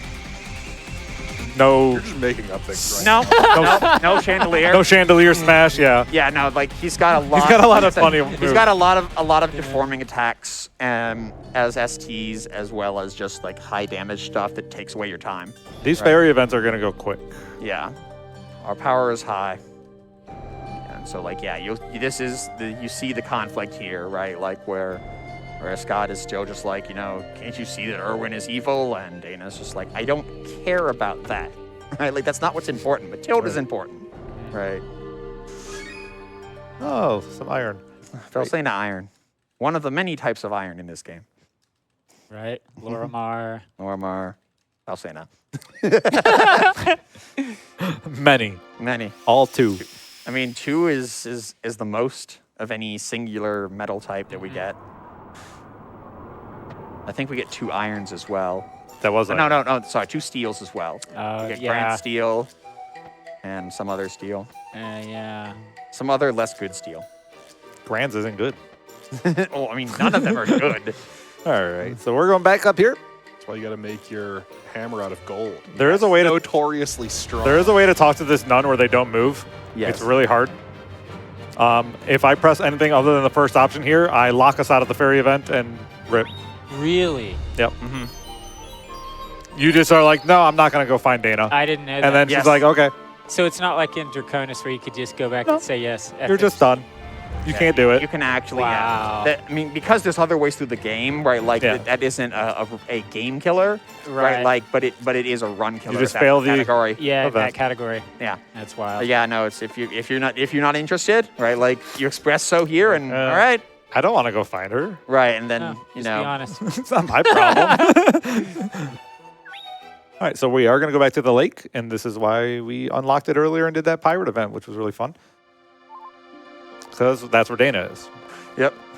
It's one of the places we've seen fairies, right? So if Yeah. you're playing casually, you'd be like, okay, I go to the forest, I go to the place I've seen fairies, and eventually you'd come here. Yeah. Right. So we got a little bit of time before we actually get to the meat of the event here. So Ashton, if you got anything else? Absolutely. We are still looking to meet the Save Dana incentive. We are currently at $785 out of the 1,000. So there's only $215 to go. We can do this, chat. There's a lot of us here watching live.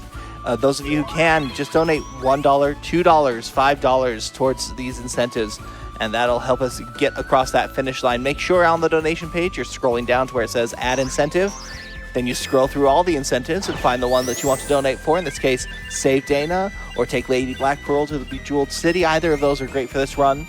And then once you selected that, then you scroll all the way down to the bottom again and you say how much of your donation you want to put towards that incentive. So it is a multi-step process. Make sure you get through all the steps in order to see it. We are looking for those donations in to meet these incentives. Like this $15 we have from My Hero Zero. Thank you so much for your donation, Tanami. People love Dana. Yeah, there's really maybe 10 minutes left before we have to save Dana. So let's get a little donation train going. A couple bucks. And It'll go quick. yeah, it'll go quick. And remember, now that you've seen him, right? Like we have Escad, the noble, stupid paladin who just thinks that killing demons is what will fix everything. And then we have Dana, who's a cute cat girl who actually cares about Matilda. And it's like, what's the choice, people? Come on. Matilda is her sister? Like her sister. Oh, Like yeah. they're not actual sisters, but it's like they had a very close, right, like close female relationship, right? Like, so they grew up essentially as sisters, right? Sisters in the monastery. Matilda looks like she's had a hard time of it, but she does not look like a cat. No. We in another event we get to see Matilda Young, and in fact at the end of everything we'll see a Matilda Young film. But yeah, Matilda Young is it's just a human in flowing robes. Okay. Right. Yeah.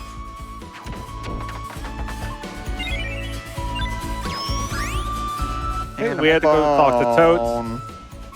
phone. Just so we can get Dana to show up here and be like, yeah, we talked to Tote. But she's here looking for Erwin. So we're finally going to meet Erwin and see what this Goodbye. evil guy looks like. He saunters off into The not off the sidewalk. screen because almost gone. made it. Almost made it. Almost made it. Yeah, the HD remaster has a wider aspect ratio, and so you'll see some things that were not designed to be seen in the original design. They didn't really fix that, so you'll have scripts for things walk you like off what would be the screen, but not what is the screen in HD remaster. You get stuff like that, or Black Pearl disappearing in the Two Pearls event. So here we have Erwin.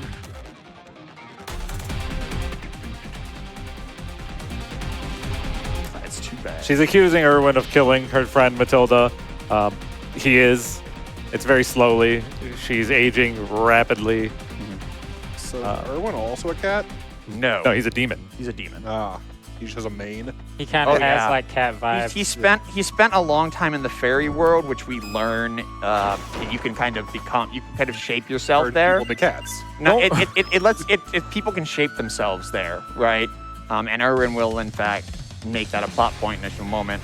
All right, this is a classic boss in this game. Again, in fairy, generally tough. Sadly, we have to pour one out for the Yawoo because they took it out of this version of the game for some reason. Yeah. Can't hear it. You can't hear it.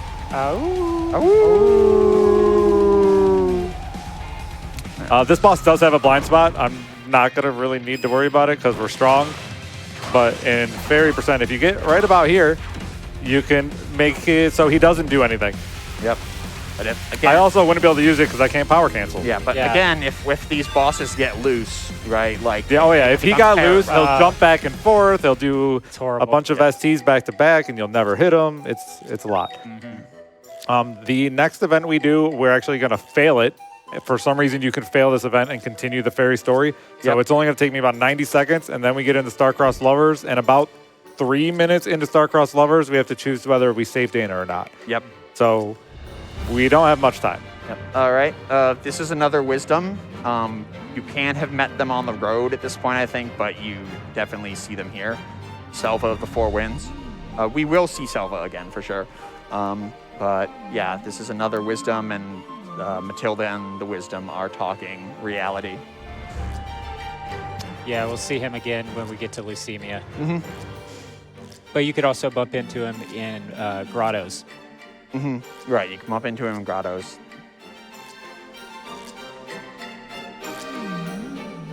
We learn the names of all the other wisdoms.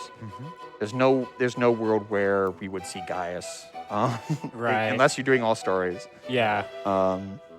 All events. We are doing all events. stories. Sorry, we are doing all stories. All events, yes. Yeah. Sorry. All events in plat. Like the good category. Okay, so I would generously say we have about 4 minutes for saving Dana.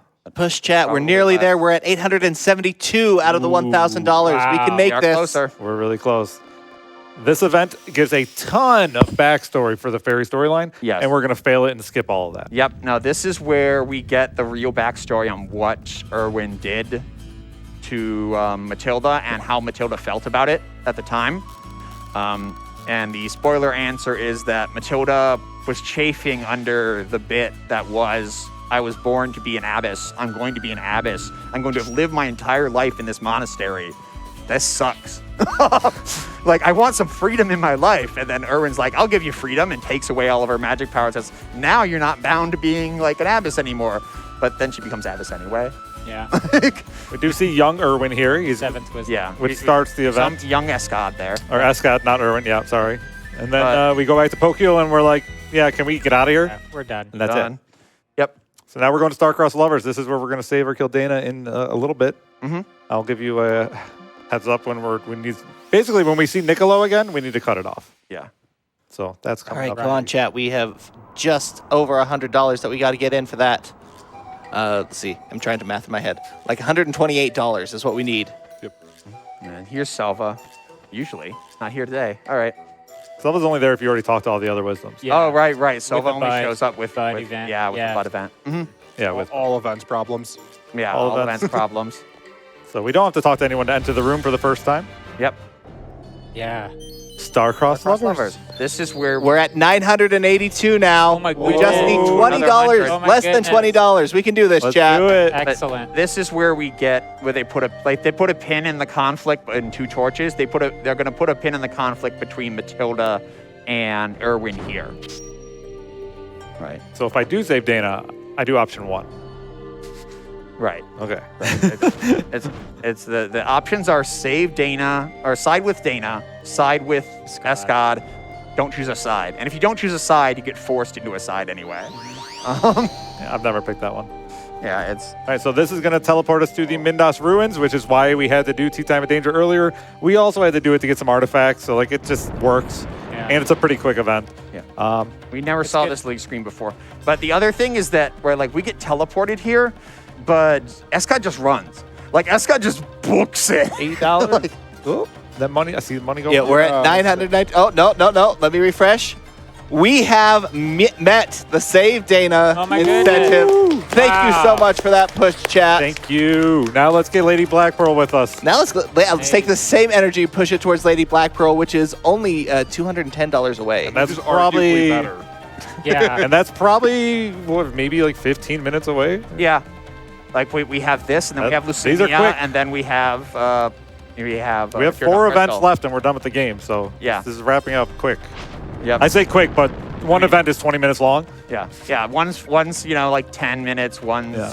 like here. This one's like 4 minutes. We have 25 minutes on the Jumi one, and then the last one. We've returned to where we found out you couldn't power cancel. Yes. Yeah. So it warps We're us fighting back backwards through it. inside of the megalithic structure. Yep. And now he's fighting his way back out of the structure to go find Dana and Escad. Yep. Thankfully, we don't actually have to do the Flowerlings puzzle again. We have to do 1. We have to do Oh, one, that's yeah. right. We move 1 gate. We move one gate. So we got foreground. There it is. And I didn't get to say this last time, but the trick with the Flowerlings puzzle is that the Flowerlings represent closed gates. That's it. Yeah. Right? Like it's like the pink Flowerlings positions here represent the closed gates. That's Yeah. it. right? Like so. We there's two basically doors. just moved the one on the left. Yeah, we basically just moved that And then one we put that one because- back earlier. Because the upper one, right, like if we move the upper one, we'd be blocked in here. Yeah. Right, like that, right? Yeah. Like, so What you does can't the middle move. one do for you? It's just there. It just tells just you. there, you can't so do that. so the color of it Yeah. tells you what flower links correspond to it, because there's the blue ones and then there's pink ones. Oops, I needed to pay you. You need And to pay him. if you talk No. to it, I think she does say something like, "We are the keys." We are the keys to to the doors." gates. Yeah. So the pink ones we move affect all the ones that have a pink one in the middle, and same for the blue. Yep. So we're saving Dana. Option 1. Great. Pretty sure it's option 1. Yeah. Let's double check. Join Dana. Yep. Yay! All right. Ascad is much harder, Yeah. but maybe not if he just attacks us. Okay. Nice. Yeah, Nice. if he just attacks us, fine. He has some very good STs. If he attacks us and we counter-strike it, He doesn't have the he dies. funniest ST of the two. But like- Dana's around yeah, the world Dana's- ST is great. Oh my goodness. Yeah, it just seems like everybody is weak to counterattack with a hammer. Yeah. Yes. yeah, I mean, are you Counter-Strike. not? definitely a humanoids. The humanoid bosses, you Yes. can counter-strike all of them. Yeah. The jeweled beasts, we can counter-strike all of them. Other things you can, but it's a lot harder. Yeah. They don't always give you the window of opportunity. The Yeah. hitboxes and the Centaurs. opportunities. The Yeah. one of the centaurs is guaranteed. The other ones, maybe they won't. The jewel pieces. Yeah, I said the jeweled beasts. But You kind of have to stand in you right can spot. you can counter-strike Draconis and Acrobator, Yeah. but it's really hard. Yeah. and they might not let you. Their sprites are really big and the hitboxes are very The small. goddess of mana. We do counter-strike We the do. final boss in the Final game. boss. Yeah. Spoiler. Yep, there's Star-Crossed Lovers. Okay, we're gonna go back to 3 more events to go. Gato one more time. Yep, last time for Gato. And we're going to do the last fairy event, and then we're going to do the last Jumi event, and we're going to do the last event. Yes. Of the stories run. Yeah, of all stories. So we'll do our 30-second event. Again, there are 68 events. The all event speedruns are awesome. Yeah. They're my favorite. Yep. More than platinum? Platinum's my favorite. Yeah. Platinum is Phonis is a platinum guy. But all events is aces. It's My favorite awesome. category isn't a legitimate category, but it's still the best. Yeah. ASAD. All stories, all difficulty. Yeah. We did create an unofficial Shout out to category Yeah. where we It's do one storyline per difficulty, and then we end up creating like a 600-something power hammer. It is Right. awesome. Yeah, ASAD is a very cool concept when we routed it out, right? That we hadn't ever done a cross difficulty story. I wanted before. something with a new game plus that used the nightmare and no future difficulty, and I'm like, and Lemur and I were talking, and we were like, this is a fun way to do it. Yeah, exactly. There's there's 3 arcs, right? Like 3 difficulties. Yeah. Slots right in. Yeah. So yeah, As the devs intended. Yes. It was really fun to route, and it's really fun to play. And Yeah. Big shout out to Arf because he was super involved in that. yeah. Arf, like after I kind of stopped routing, Arf really stepped in and upped the game of all the routes. I Yeah. think Arf's done a Oh, yeah. fantastic job there. And Whereas like a couple years ago, like I had revolutionized a lot of the longer routes and stuff, right? Like Arf really stepped it up. Like Yeah. Arf's done stuff that I definitely did not have the mindset So- for. so I Man. did bring Dana with us because people tell me to do it. Yeah. Gross. But yeah, in 2023, we really did reroute every single category, and they're all super optimized now. Yeah. It's awesome. The game's super fun to route, but it's also challenging to route, so you don't have to route it anymore if you want to get into it. Yeah. We can show you what to do. Yeah. Yeah. It's really easy to learn. I think that this game is like a gateway RPG. I think it's like one of the easiest to enter runs. Where did I put? There are routing tools as well out there if you do want to get into routing. Oh, yeah. Or We have all the tweak resources things. and routes Yeah. all on SRC, so it's all available. And in our Discord, we are always answering questions. Yeah. It's classically we used a Japanese site for the routing because they had an online routing tool, right? Since then, right, like there's been more development along that front. There's a But, yeah. Cancun bird that we were talking about. Yep. It flies everywhere in 2 legs. Like it takes off, it flies to a point, and then it flies there. And then it will only move 3 when it flies each leg. So if everything's far apart, Cancun Boot is even worse than that in terms of time loss. All right, so Erwin is trying to resurrect this giant worm, Leucemia. We're going to traverse its carcass and cross Snake Way. Leucemia ate a bunch of towns and then ate a volcano and died. That is Leucemia's lore. Is Leucemia the Great Worm devoured 7 towns and then died trying to swallow a volcano.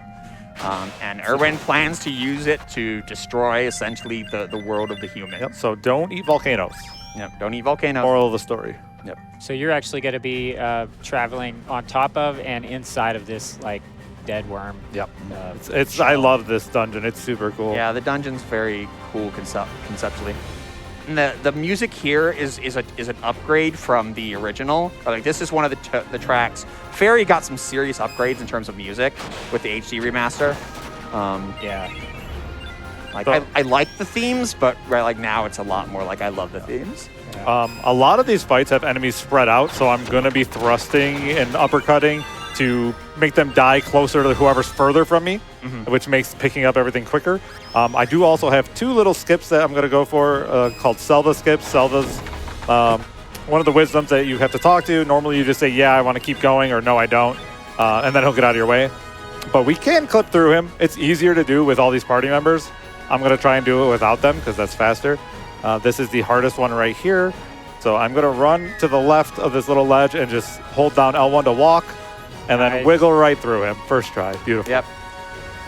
Yeah, I mean, the Selva's 2 dialogue boxes and a prompt, right? Like, walking through them is faster if you get it quick. Yeah, it saves like 9 seconds, and there are 2 instances of it. Get him, Dana. Yeah, you saw that deforming attack there. Dana. Yeah. Right, Yeah, like, the trolleys. Because my controller's weird. Yeah, these snakes could be trolling. Dana's actually a safety strat for hardware issues. yeah. All right. So yeah, I'm going to constantly be moving enemies closer to each other and then doing the Selva skips, as we call them. Yeah, we're just going to traverse and do a lot of fights right here until we get to the boss. You, Ashen. Absolutely. We are still looking to... We thank everybody so much for hitting the Dana incentive. We still have taking Lady Black Pearl to the Bejeweled City, which is currently at $390 out of $500. There's only $110 left on that one. So please get your donations in, just like these wonderful people who put their donations towards saving Dana. We have $25 from Lemur that says, good job on the run and commentary, everyone.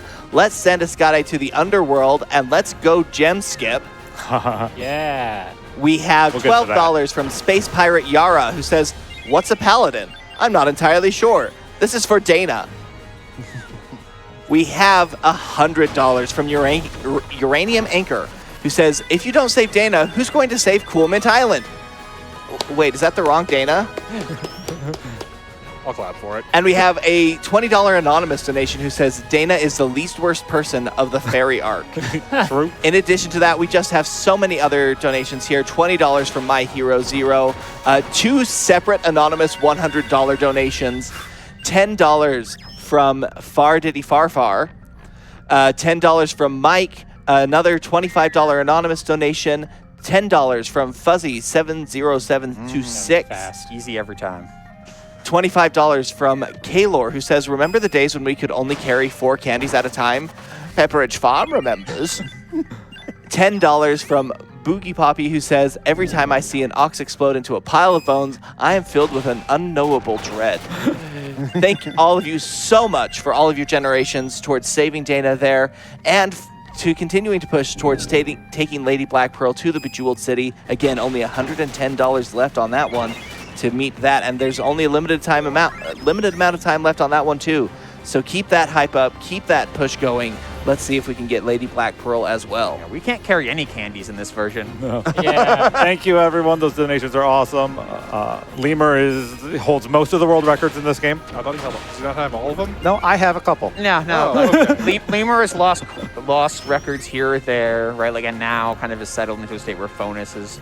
He comes back and plays when someone beats his record. Yeah. So in the first time I ever ran this, I took an incorrect option, and Lemur jumped into chat because me and Phonis were streaming and told me how to fix it. Nice. He's like, oh, yeah, you just go over here and you do these, like, 3 things and it'll get you back on track. I was like, oh, cool, I was just going to reset. Yeah, Lemur's really supportive. He's also a fellow Michigander, so Yep. having top runners from Michigan is awesome. Oh, yeah. But yeah, no, Lemur is kind of a one-game runner, but that game is Legend of Mana. He's contributed a lot. Basically, just huge amounts of tech in the pre-remaster days and still just banging it out. He found the trap skip. He found the hold L1 to skip artifact animations in the remaster, so it's massive. Huge. Yeah, he's always been a huge contributor. All right. All right, Irwin on Reflection. Great music. I forgot there's no little scene there. Yeah, because you don't have Escod. All right, I can't power cancel, so I can't guarantee this fight goes well. And Erwin hits the gym Because a couple Dana of seconds and- before the battle. Dana and Rabbit are here, which can really mess with this fight, and not being able to power cancel can mess with this fight. Yeah. So let's see what happens. I'm going to go for quick cancel attacks and try to keep them in place. It's not going to work.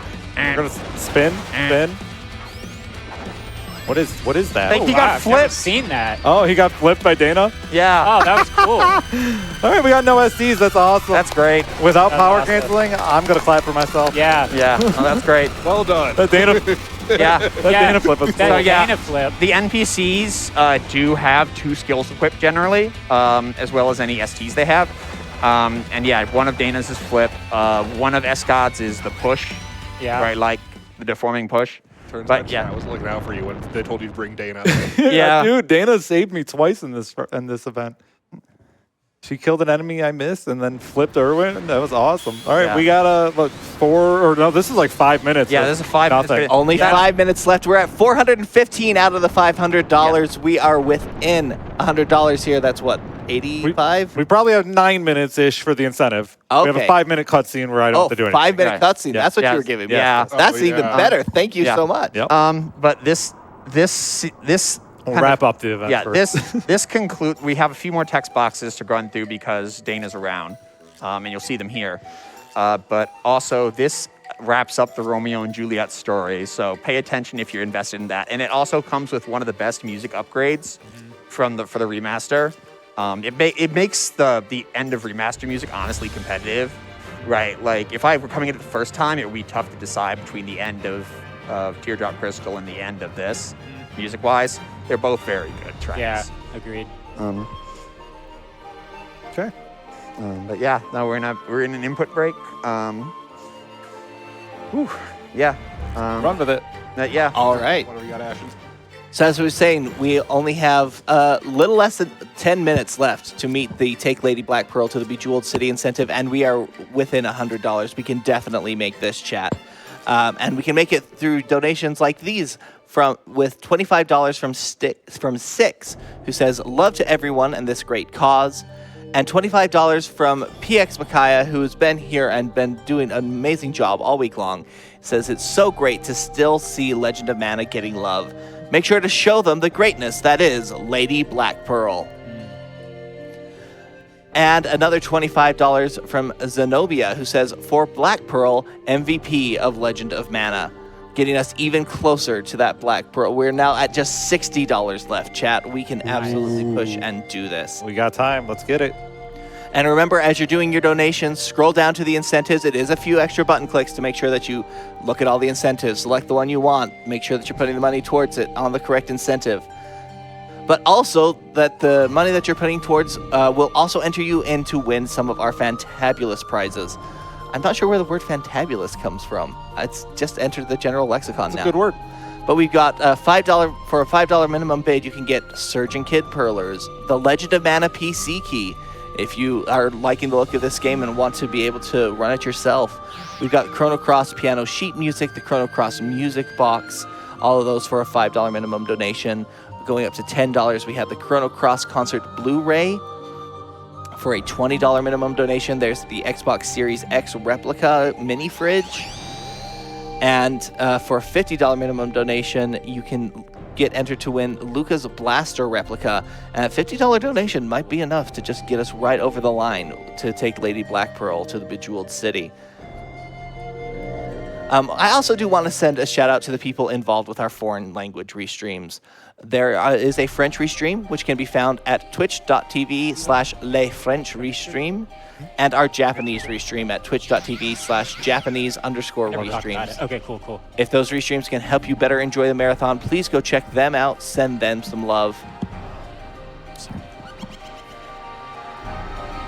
And we are, of course, incredibly grateful for everyone who helps put on this event, including an artist that deserves special thanks. The one who worked on our overlays is responsible for the look of our event in general, and that is Oro. They can be found over at Twitter at Orolen. And of course, also incredibly grateful to LLK, who's a longtime contributor both to our event and to GDQ marathons. They're the designer of our promo banners, the attendee badges, the emotes, and of course the beautiful Mimi and all the Mimi merchandise that's available. So check out her work at jazzaboo.com. That's JAZAABOO.com. We're still pushing for this Take Lady Black Pearl to the Bejeweled City incentive. Just $60 left. Go ahead and get your donations in for that. And of course, look forward to other incentives and other games that are coming. Next, we'll be seeing Radical Dreamers being run by Izala. We're looking for the good end, or they're doing the good ending category for that. And later on in the day, we'll have Chrono Cross coming, being played by Super Handy. And the Elder Scrolls Skyrim. Everybody loves Skyrim by Musical Daredevil. That one has a particularly interesting incentive. Let me see if it's actually open yet. I just scroll down. Yeah, in the middle of the Skyrim run, there is the opportunity to have a bonus Morrowind 80% run. Have both games going at the same time. That's currently at $235 of the $1,000 necessary for that. So, just a few more dollars towards Lady Black Pearl, taking Lady Black Pearl to the Bejeweled City, but then there are a bunch of other great incentives as well. Right, so this is the end of this cutscene where like you can see her try to break down Erwin's resistance to the point where Erwin's just like, I can't hug you, right? Like, and she's like, it's fine, right? And then he's just like, nope, I have to free myself from a spell called Matilda, right? Like, Erwin is just trapped mentally. Took place in the underworld. And it took place in the underworld because they're all dead. But yeah, Erwin is just trapped mentally here. This is the same underworld that you got into by using a spoon, right? Yes. The one that, Can you go back there and visit them now? Yes. Yes, that will be there. Yep, the same underworld that I got a spoon from the lady who runs a lamp shop. Yep. Right, yeah. It was a long time ago, but yeah. All right, home again. We entered home, we left home. Got to do it. Now, where do you go to complete the Jumi arc, you might ask? You might think somewhere important for the Jumi, right? Domina. Okay, Domina, sure, but like the bar, right? Like it's gone every single time. No, right? we don't go to the bar. We go to the church. Church. What church? Anna. There's a church. There's a church. We've a never church. been to the church. With an organ. It's up here. It's up there. I found the church Yeah. on accident while I was trying to figure out where the 2 kids for little sorcerers were. And I was Yeah. like, nope, this is not it, but there's a church here. Yep. There's a one other event that draws you to the church, but that doesn't even draw you. It just happens there. Yeah. But yeah, this is one of the awkward things about the end of Jumi is just like to get to the end of Jumi, you have to go to that church, which otherwise does nothing. Does it drive you to go there? Is there something that says like, hey, go to No. the church? No. on the way that you Jumi, go? Jumi is not driven. It is explore and find it somehow on accident. So we have a few minutes of dialogue, and then that incentive is going to be done. You get Domina so early, like I feel like you would have gone to the church before. I'm like, well, there's nothing here, I guess. Never going back. Never going Right, like back. it's very old school RPG, and there's like Yeah. if you explore everything and talk to everyone constantly, you will complete the game. Yeah. Right, like, but if you like stop talking to people and you don't explore everywhere, you're going to find yourself confused and sad and not getting to many of the events. Okay, we're going to interact with this box. We're going to get a cutscene. It's going to put us into like another little flashback sequence. There's going to be a little bit more dialogue, and then I have to take either Elazul or Black Pearl with me. And we don't like taking Elazul, so let's get a few of those quick donation trains going and $50 left? something like that. There's only $50 left. $50. And like 2 minutes, it sounds like, chat. So $50 gets you a chance for the Luca gun, right? Like, yep. Ooh. right? Like that's where the $50 line is. So if you're interested in that Luca gun and you haven't gotten in your 50 this half of the week, Yeah. nice clean time to do it. And remember that every donation you make goes into some of the cumulative prizes, such as right now we have the Lapras plush. So if you've donated a total of $100 during this block, you can get the Lapras plush. Larpus? Or LARPus, yeah. sorry, I keep getting names wrong like that. It's a problem. Or for $200 cumulative over the course of the entire week, you can get in for the Nintendo Switch 2 bundle, which includes, of course, the currently unreleased, but we have it pre-ordered. We promise it's coming, Nintendo Switch 2, plus a copy of Bravely Default for Nintendo Switch 2. So you won't be going at it with no games at all. Obviously, you love RPGs if you're watching RPG Limit Break. Bravely Yeah. Default, great game. Oh, yeah, definitely. Nintendo 2 Switch 2 Electric Boogaloo. You're going to Yeah. want it.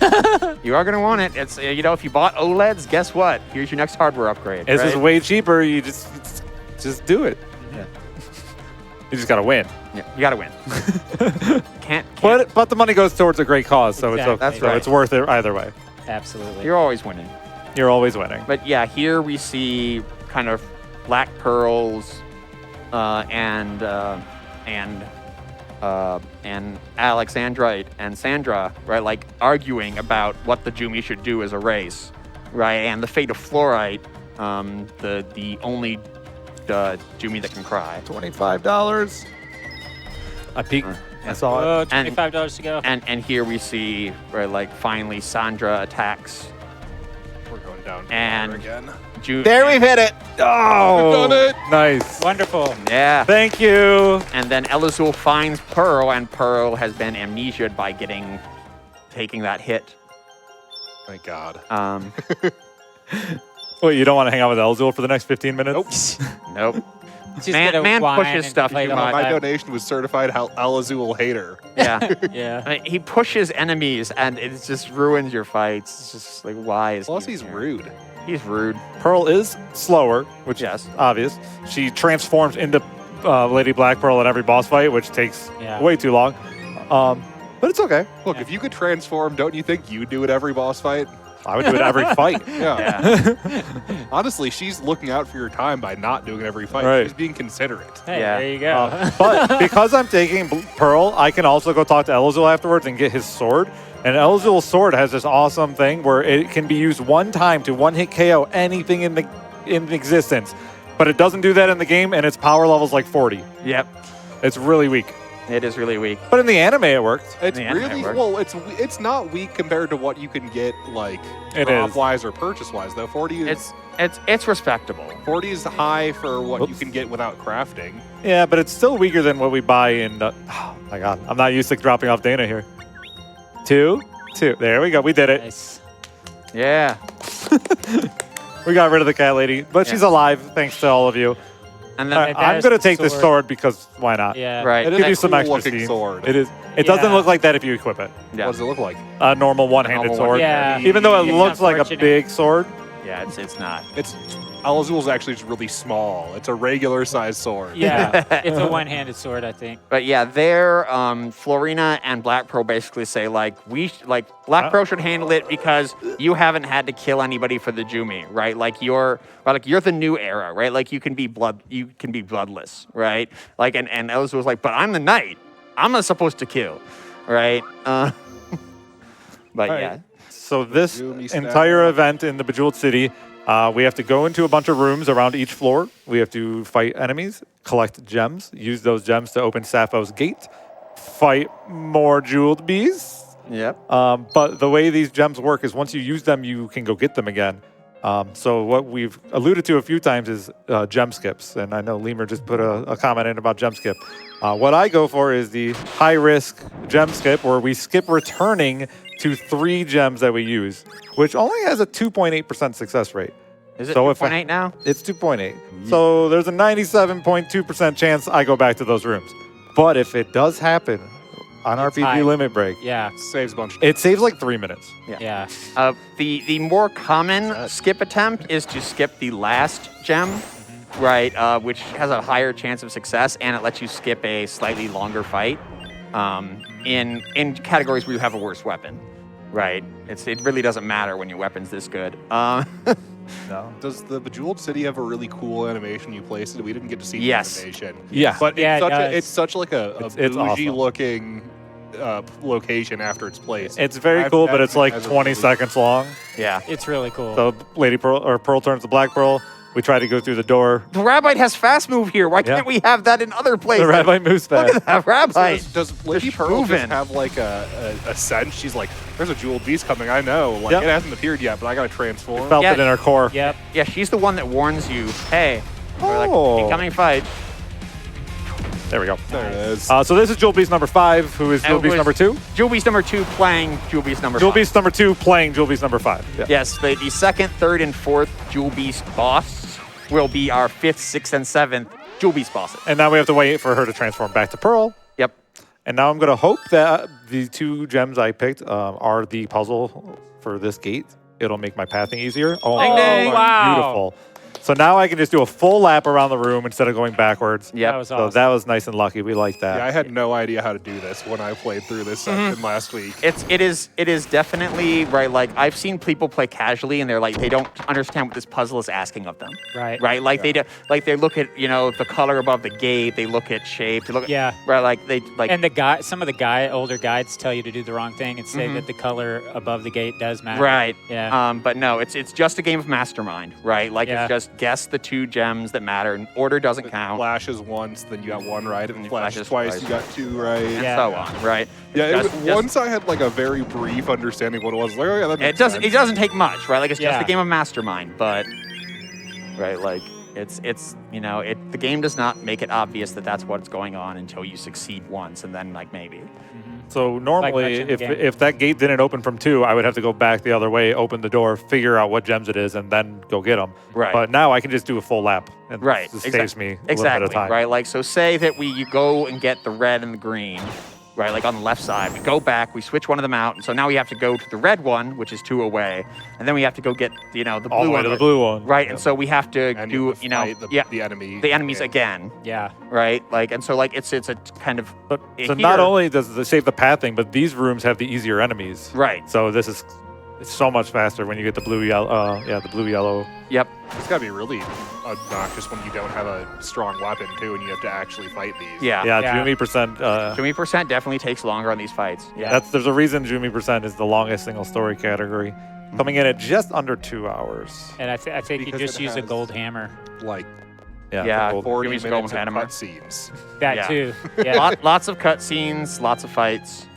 So on these 2 floors, I will have to actually watch some scenes. Speaking of, otherwise the door won't open as well. Yeah, there are 2 mandatory cutscenes that don't tell you they're mandatory, but when you get to the final door, it won't open unless you've seen them both, and it doesn't tell you that. No. It's easy to run into them, but it's also actually very easy to not run into one of them if you go the wrong way around. Right, like if you go diamond and then left, right, like you'll hit Sappho's gate before you hit the cutscene, then you finish Sappho's gate and you go up to the door and it won't open. You're just like, and the answer is there's one more screen on that level. Yeah, this is the one that you basically always hit because you have to go around, right, like and get all the gems. Transform. Here comes Jewel Beast number 3, playing the role of Jewel Beast number 6. That's right. Fast movement rabbit. Yeah. Why? Yeah. Yeah, Rabbit's doing it. There are So a couple great. places where you can see Elazul at the top of the tower when he runs away to go find someone smarter. Schmoves. He's just gone. Right? They just Yeah. right. Like there's a couple places where the Yeah, game yeah. has a fast movement mode, but we haven't found a way to access it. Right. It's stored values or something stupid. I don't know. That's what it always is in speedruns when you're trying to figure out fast movement. Right. It's like, yeah, you store values somewhere. Store values, subpixels. Yep. Yeah. So we save a little bit of movement here because we do the door and it puts us to the boss fight, and then it puts us at this exit, which we need to take to go get the next gem. Yep. So it's a nice little micro optimization. These Jewel Beasts are usually pretty predictable. They'll like walk down and then walk back and then try to attack you, Yep. which makes the counter striking them pretty easy. Yeah. But Spacing occasionally, is always a little bit weird for them. yeah, that's why I follow them forward a little bit. The first time I went too far forward, so I couldn't counter strike them. So we got another door. We're gonna see what gems we get. Okay, Close. one of those is wrong. All right, we need blue. Do we need red? Maybe. Or we need green. There we go. Yeah. Nice. Nice. Was that Right. the- So we now have 3 remaining. So I'm not going back to those doors right now. As you can see, I'm going to the diamond room. We're gonna fight a golem. Golem's gonna ST out the beginning because he's rude. I don't have power cancels today, so we're gonna just whack him this way. Beat him to death. So we're gonna take the diamond, and we're just gonna pray that I don't need those 3 gems. was Oh, green, right. blue, red? I don't remember. Green, blue. Don't matter. Don't matter. Don't need them. Yeah. So we're gonna pray I That's don't right, need them. That's right. If we don't need them, we hit like Epic. godlike RNG. Yeah. There's only a 2.8% chance that we have the right setup right now. Mhm. So we're gonna find out. In my luck, usually I have 3 of the 4 right now. Mhm. So I have to go back and do all 3 of the rooms just to figure out which one I'm missing. Right. Last Jewel Beast though. He steps forward, I counter strike. It's gone. Oh yeah, that was Jewel Beast number 4 playing the role of Jewel Beast number 7. And that is the last Jewel Beast X that we have to fight. Yeah. All right, again, this is going to put me at the left exit, which I do need to take just to watch that cutscene. So I'm going to do that now, and then we'll pray for the RNG. Pray to RNGesus.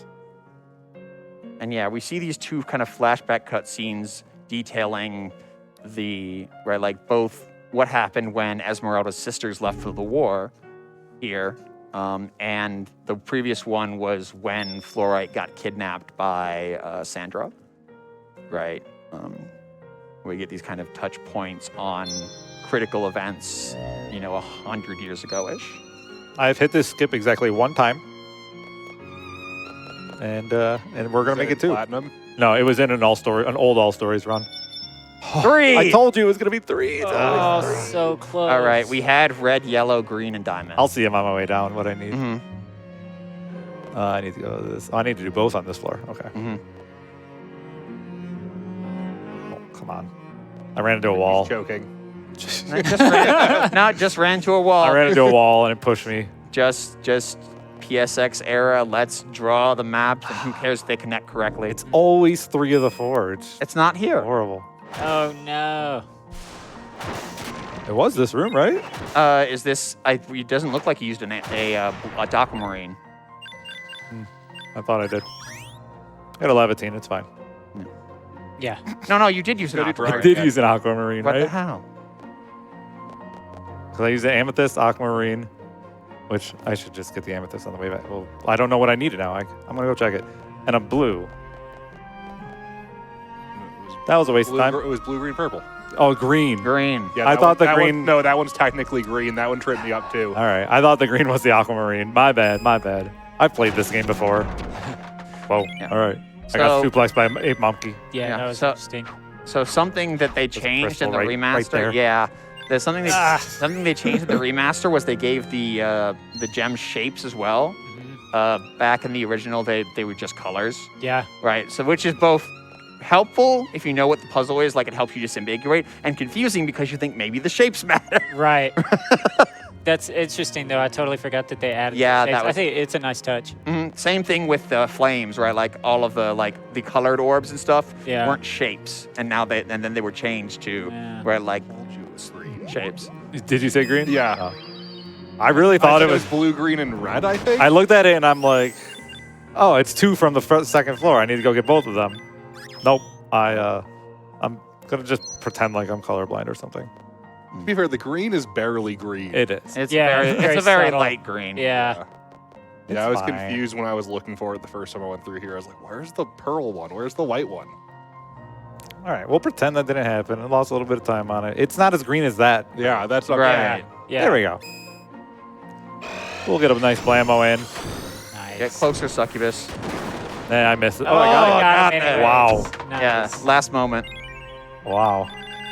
I thought I missed. Yeah, no, I knew you were out of range. It's just like she needs to move in just a little bit. All right, so now we get to do the fun game of figuring out which one's wrong and which do we need. Yep. 3 of the ones we have in there are correct. And we got to get past that little ledge. Okay.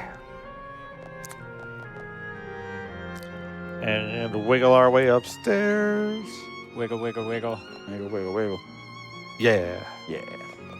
The really long runs are exhausting because of how much you have to wiggle. Like True. that's the big complaint I've heard from people. That's Yeah. at the end of it, their thumb is like, "Yeah, I'm like my wiggle gets so much Diamond worse." was at the real. end." Yeah. You're so right about that. At least that's what Anthony or Phonis always complains about is the wiggle getting bad at the end. He's just Oh, yeah. it It'll just falls off. Wear your arm muscle out a little bit, yeah. Mine Not that. are bad to start. So Oh, man, I forgot. I think at the end I'd probably Yeah, I just walk. don't think the green one's part of it. Oh, I thought it was.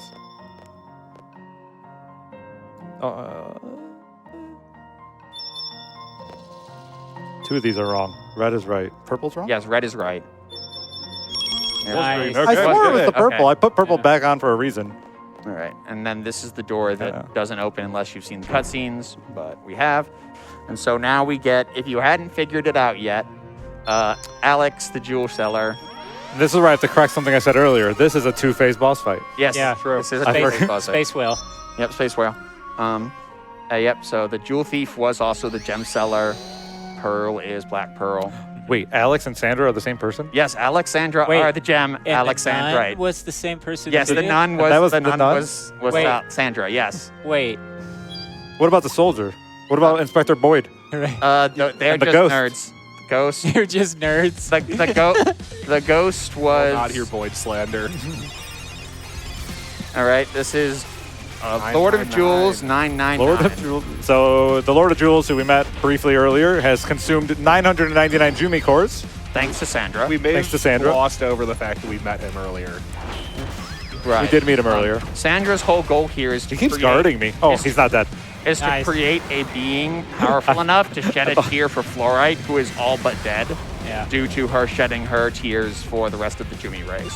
Yeah. Right, and so Sandra is like, well, if the Jumi are useless, right, like then 1,000 of them is worth, right, like is worth saving Fluoride, and she becomes fully committed at this point. Right, so Alexandra gave up her own core Yep, for the Lord of Jewels. and 999 Killed herself. So now we get Lord of Jewels 1,000. 1,000. And gem 998 was Elazul's gem. If Yeah, you oh yeah, take Elazul's dead. Yeah, if you take Elazul, it's Pearl's gem. So we saved Pearl. Yes. Yeah. Yes. Shout out to everybody that All right. did that. Space whale. Darn Plane, space whales. plunge, spin, heavy, Nice. spin, and we're It done. would have been faster if I could cancel. If you could have canceled that heavy out. Yep.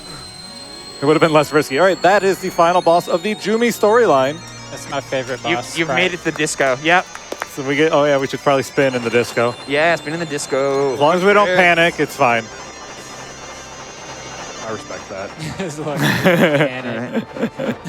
You don't want to panic at the disco. And so that's it. The entire I like do. the Jumi cores were consumed to naught. The Jumi are gone. Like there's 2 of them left. Until The Larva's legend that they've been hinting at that you'll turn to stone if you shed a tear for a Jumi. And now we have become petrified, and now but we saved the rest. all the Jumi are back. Yeah. Right. And you can't finish the game now. and Oh yeah, we're petrified. What are we Yeah. gonna do? yeah, and Deanna explains when you care for others and it transcends societal boundaries, caring for an entire other genocided race counts here. So we're gonna have roughly 3 more minutes of no input. Mhm. If you have anything else to say before we go do the final event. Oh, Asher? absolutely. We had some heavy pushes there for the last couple of incentives, and want to thank everyone for those and read off some of the donations that you've put in for that. We've got a $50 anonymous donation that just says, let's get that incentive met. $25 from Omega Benjamin, who says, for Lady Black Pearl. And then a $50 anonymous donation as well. And then, of course, there's other things that you can donate for and other incentives to put your donations to. We have $25 from My Hero Zero that just says excited for the Chrono Cross block. And we have $33.33 from Furrit Skin. Furrit Skin, who says a continuum of LARPus, because they've put their donations towards 3 different naming incentives to name 3 different things LARPus. That's funny. And we do also have $10 from Boogie Poppy, who has a message specifically for me. They say, Ashen, basically getting combining 2 words into a new word, which represents the meaning of both its components, is called a portmanteau. This is what fantabulous is. As a former English teacher, I'm uniquely positioned to provide you with useless information such as this. Next donation, I will teach you about modal verbs. I'm going to hold you to that. I absolutely want to see more English lessons and donations, Boogie. I'd like to take a moment to appreciate whoever changed it to no power cancels % on the Yeah. stream. We appreciate that. I love it. It's been that most of the yeah, run. I just yeah. noticed right now. That's No awesome. one up here knew that we changed that. That makes me happy. Yeah.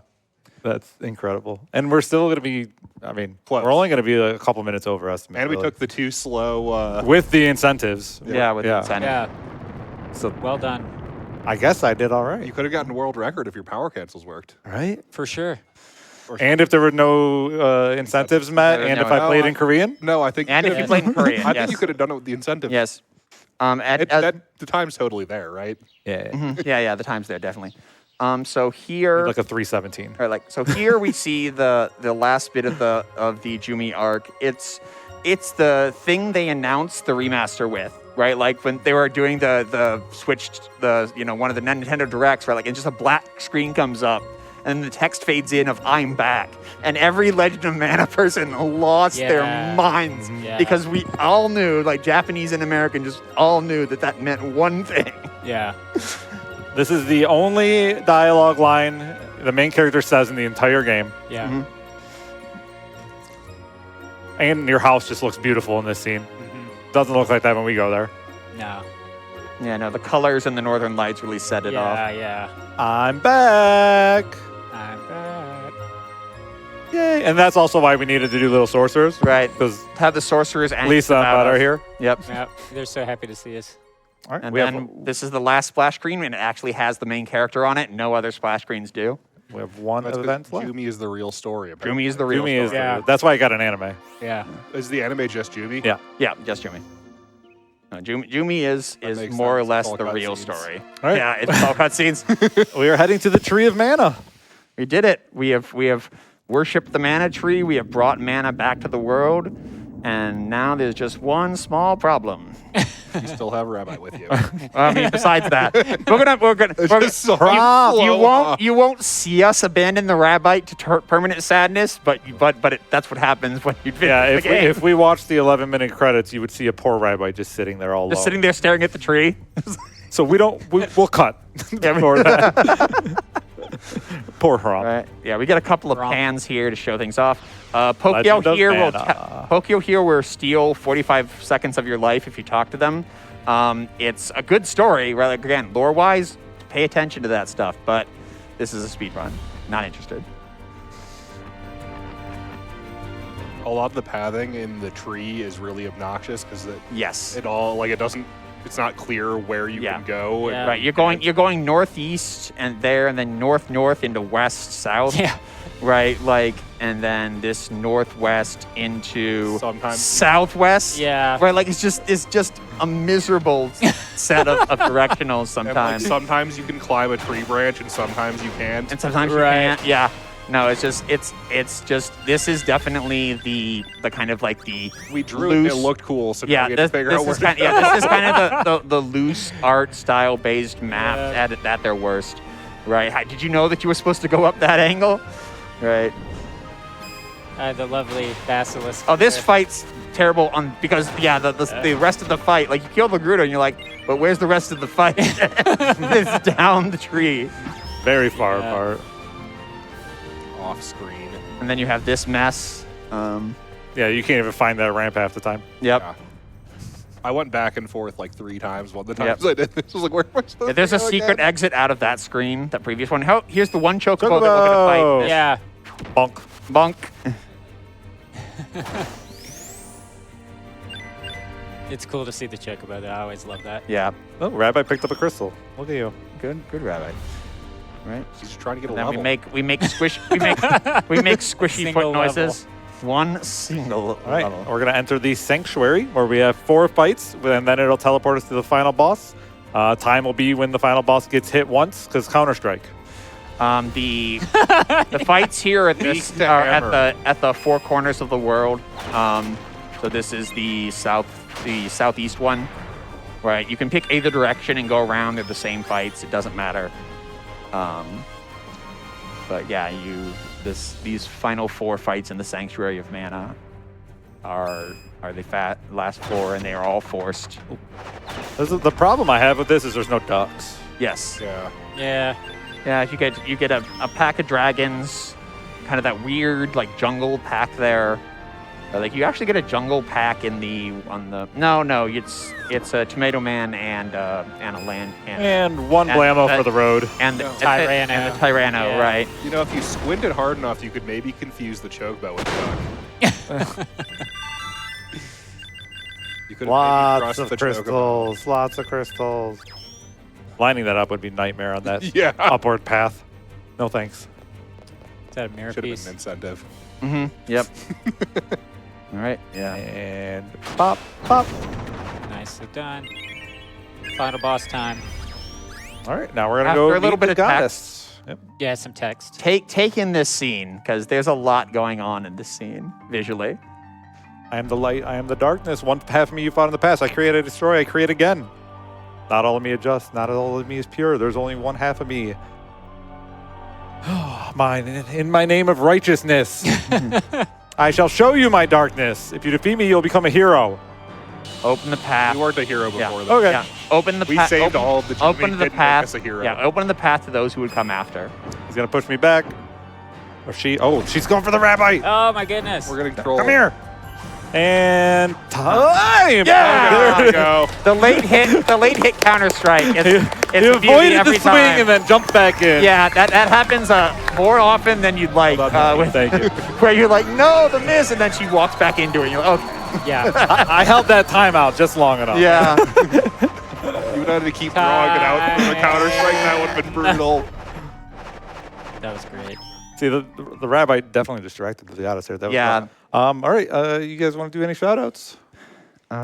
Shout out to the entire Legend of Mana speedrun community for sure. I know they were always welcoming and encouraging to me. If you guys are interested, join the Discord. People will be more than happy to help, support you, and walk you through the guides. Yep.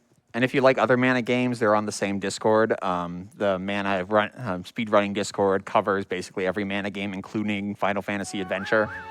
That's true. So if Mana games interest you, I'd like to thank Phonis for allowing me to be on the couch. I'd like to thank Limit Break for accepting one of the, not the longest categories, the ones that we all personally love, but one of the longer ones. Yeah. Yeah, it's always appreciated. And yeah, we haven't gotten to show this one off at Limit Break before. We definitely want to give a shout out to everyone who donated for the incentives as well. It's a great cause, so we're really glad everyone donated. All right, and I'm It's going nice to show a little bit of stuff off. Yep. And then extra shout out to Lemur and Arflanier who helped reroute every category. Obviously, this route would not be as fast without that. And then shout out to my wife and daughter, Cecilia, and our baby to come. I love you all. Thanks for your support and letting me come out here. It's been hard being away. And I think that wraps it up. Yeah, pretty much. All the Sproutlings finally, Chekhov's gun is fired, and now they have all revived the Mana Tree. Thank you. Let's give one more big round of applause for Phonis and that amazing run of Legend of Mana. Let me see you in the chat. Let me see you in YouTube chat. YouTube chat, where are you at? We can see you. Folks, I have been Ashen Prime. It has been my absolute honor and pleasure to be your host for this run and to be here at this event. I'm going to take my sign off now. I'm going to send you into some stream ads here.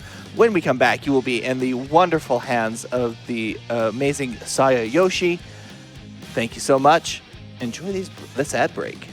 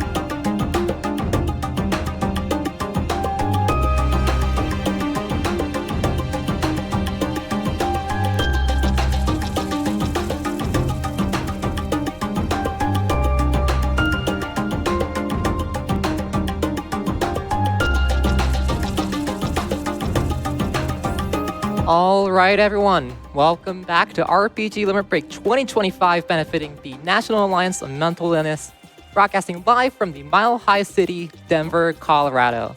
I'm your host, Sawayoshi, and I'll be here for the first part of our Chrono Cross doubleheader that we have today.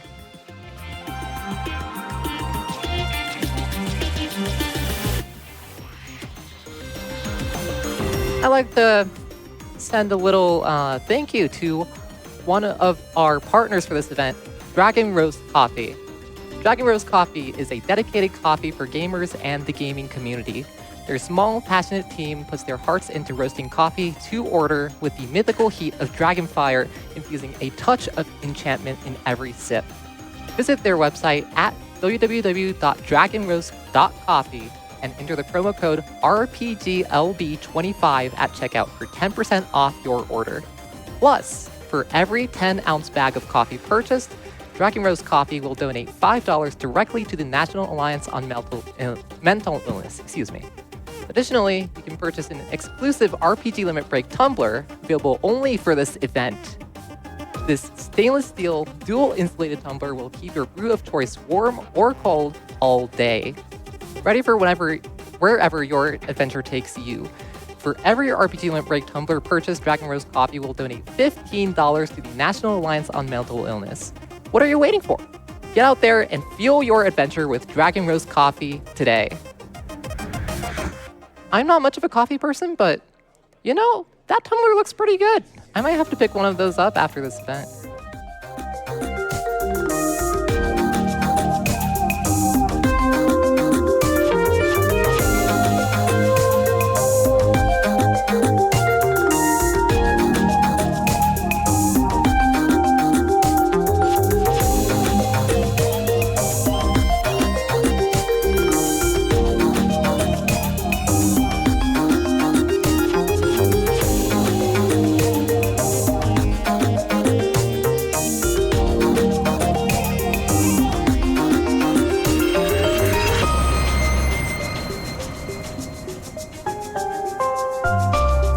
Of course, coming up next on the schedule is Radical Dreamer's Good Ending by Izala, but we have an entire Chrono Cross block. Coming up after that is Super Handy with any % good ending of Chrono Cross. And then we have The Elder Scrolls V Skyrim by Musical Daredevil after the Chrono Cross run, which may be a little bit later. But we've got so much content going into the night, and we have so many bid wars and incentives open for the next couple of runs as well. We have the name search incentive open for Radical Dreamers. That's going to be closing very shortly here. And for Chrono Cross after that, we have, so many. We have the alternate text box frame bid war, which I believe will be going through the entire run. We have a couple incentives for a blindfolded Dario fight. We have an incentive for free BIP. We also have 9 entire name character incentives. We have Surge, Kid, Lena, Fargo, Glenn, Harl, Marcy, Pierre, and Sprig. All of these are open, but some of them may close at the beginning of the Chrono Cross run, so get those donations in quick. And of course, the Save Kid incentive as well for the Chrono Cross run. And past that, we have a bonus Morrowind any % run set up for the Elder Scrolls Skyrim run. That's going to be done during the run. I've got to see what this is going to be like. But again, we got to donate to get to see all these things. !donate. And that should bring up a link to get those donations in. Of course, these all also go to a great cause in Nami.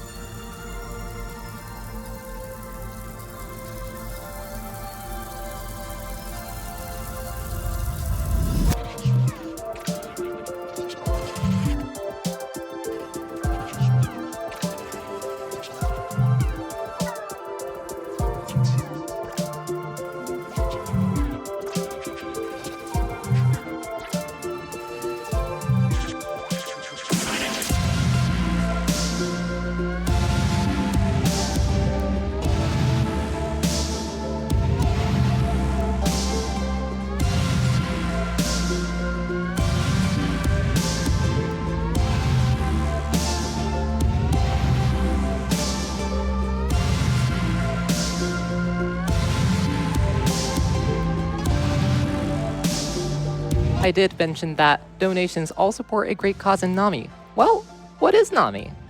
NAMI, or the National Alliance on Mental Illness, is the nation's largest grassroots mental health organization. NAMI provides advocacy, education, support, and public awareness to improve the lives of all individuals and families affected by mental illness. NAMI exists to ensure that no one is alone on their mental health journey. And you can donate to help, but even if you don't donate, you can support in other ways. In an effort to support the mission statement of NAMI, we would like to encourage our viewers in chat and our donors to avoid using mental health-related pejoratives when describing situations that are extraordinary. These include terms such as crazy or insane. We ask you to be mindful of the specific language you use, as many people do not realize that these are pejoratives instead. Instead, maybe consider substituting them with words such as amazing, ridiculous. There's a bunch of choices to choose from, and it's a little secret. A lot of them tend to be a little more positive. We greatly appreciate your cooperation with this and hope that you can carry this forward in your everyday lives.